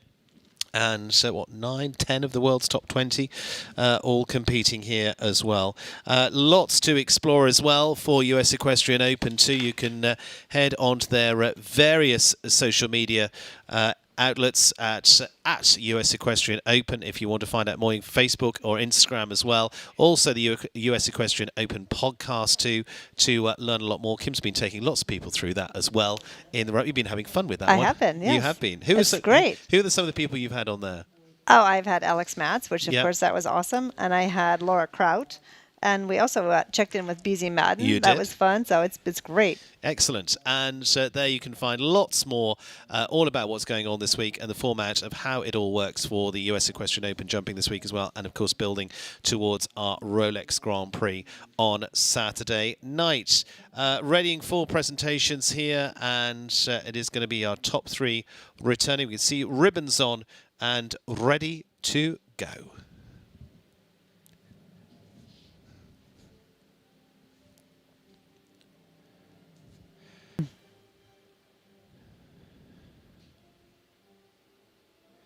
So Daniel Coyle, he'll be first in of the 3. Coming in third place. With the longtime partner of Legacy.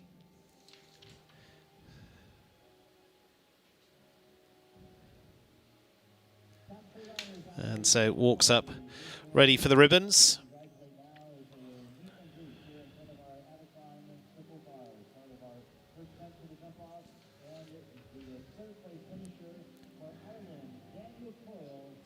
And so Daniel Coyle, Ariel Grange's Legacy, finishing in third. Coming forward for our presentations from our sponsors, Adequan. The winner with the cooler on already. And going into second, as we see our winner, but walking up in second spot is Ken Farrington. And Tulane finishing in second spot after a fast run.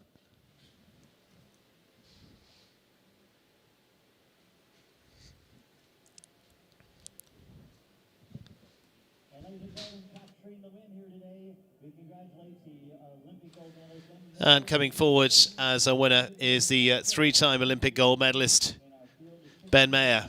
And Point Break as our winners here this afternoon. Bodie looking forward, ready for photos. He was posing. He's been lightly competed over the winter. He's ready to go. Dutch Masters a few weeks ago, and then here to Wellington, readying for the national anthem of Ben Mayer and, of course, Great Britain.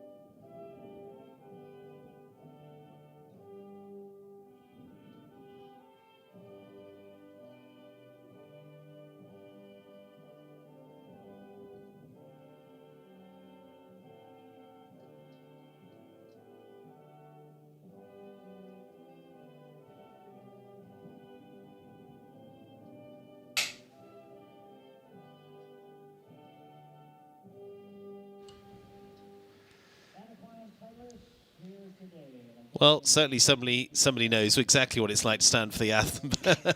Ben definitely does. And Point Break stands. As his horse. Yeah. Could be a cavalry horse. It could be. Well, he's charged around this afternoon to win the Adequan WEF Challenge Cup. Very well done to them. Our winning combination of this Grand Prix qualifier. Terrific run there for Ben Mayer. And good way to finish off our qualifying class here this afternoon as they head on out. And of course tomorrow sees us into the qualifier 2 for the second day, top 10 to qualify from tomorrow's speed class into the Saturday Grand Prix as well for that Rolex US Equestrian Open.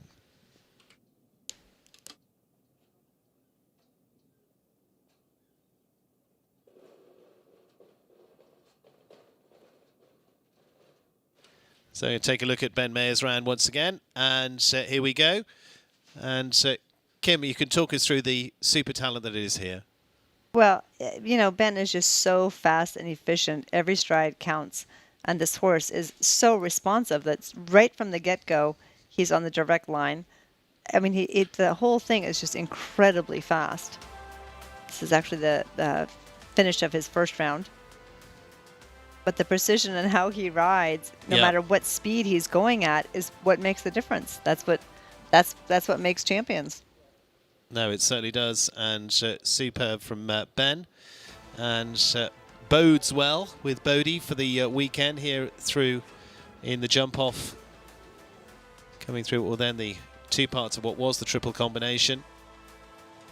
Yep, and now across the middle to the southern arches. You can see the attention that Bodie gives the jump. When you're going fast, you need the horse to honestly know exactly where his feet are. They're the ones that have to clear it. Perfect shot off the turn to the Rolex. Again, so fast and diligent what track on the landing side.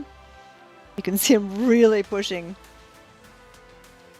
Okay, so let's take a look at it in real time. Yeah. Okay, so this is the beginning of the jump off, and you can see right away from every jump is where he's so fast. As soon as he lands, he gets the horse right out in front of him. Great ride there. Gets up, already starting the turn. Again, away from the jump is where this horse is winning the class. Yes. Land, go. It's so Yes, quick away and so so fast around here and efficient and straight back. Such a good shot at the Rolex. And again, getting up there and then look at the space he gives him, so at that speed he can clear it.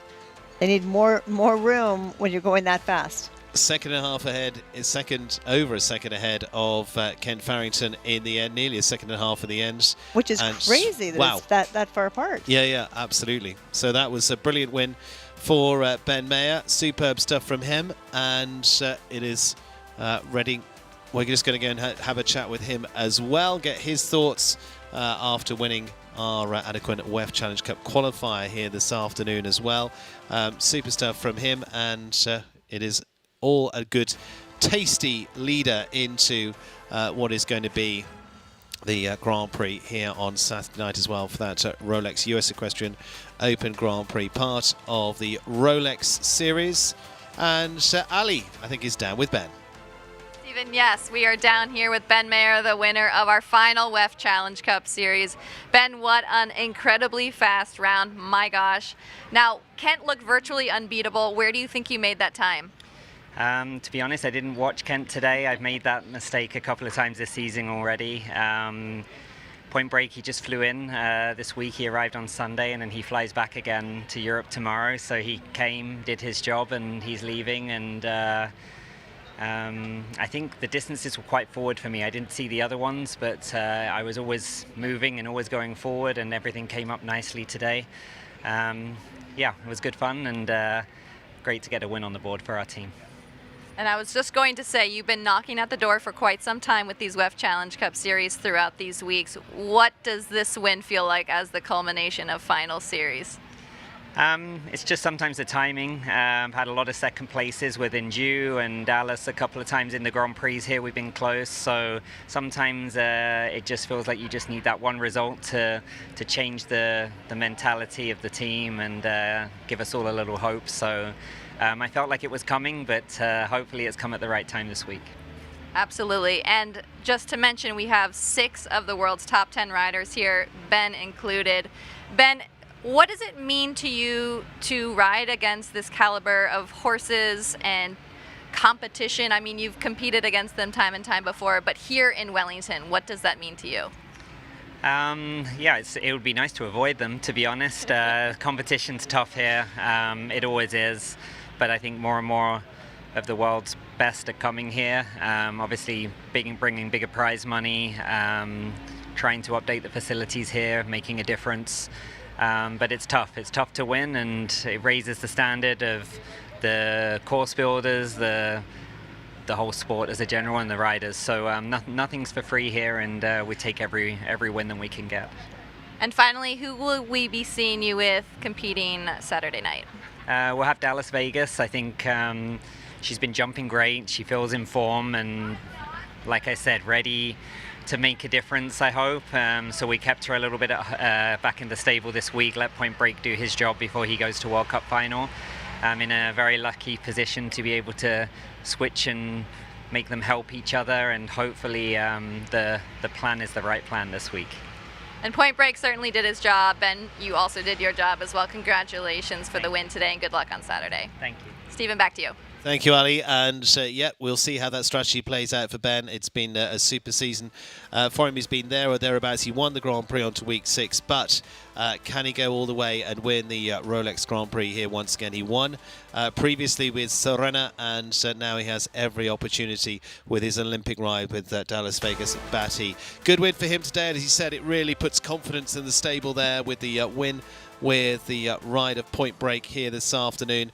A really good showdown between the world's best, and as Ben said, this is bringing the best of the best here to Florida throughout the winter circuit, and it really does raise the game for anyone taking part in this as well. It's been entertaining, it's been exciting so far for the last 12-something weeks, but we are reaching a crescendo where it really is a gloves-off fight to the end. Ken Farrington finishing in second place in the end there by over a second, which is very rare to say, and Ben Mayer coming out on top with Point Break into this Adequan WEF Challenge Cup here this afternoon. So join us tomorrow afternoon as well for the second of the qualifiers for the speed leading into the US Equestrian Open jumping here on to Saturday, and that's Rolex Grand Prix, the next stage of the Rolex series that has become such an instrumental hallmark part of the Winter Equestrian Festival. The finale is on the horizon. Join us tomorrow and join us over the weekend for the best of the best competing here in Wellington. See you then.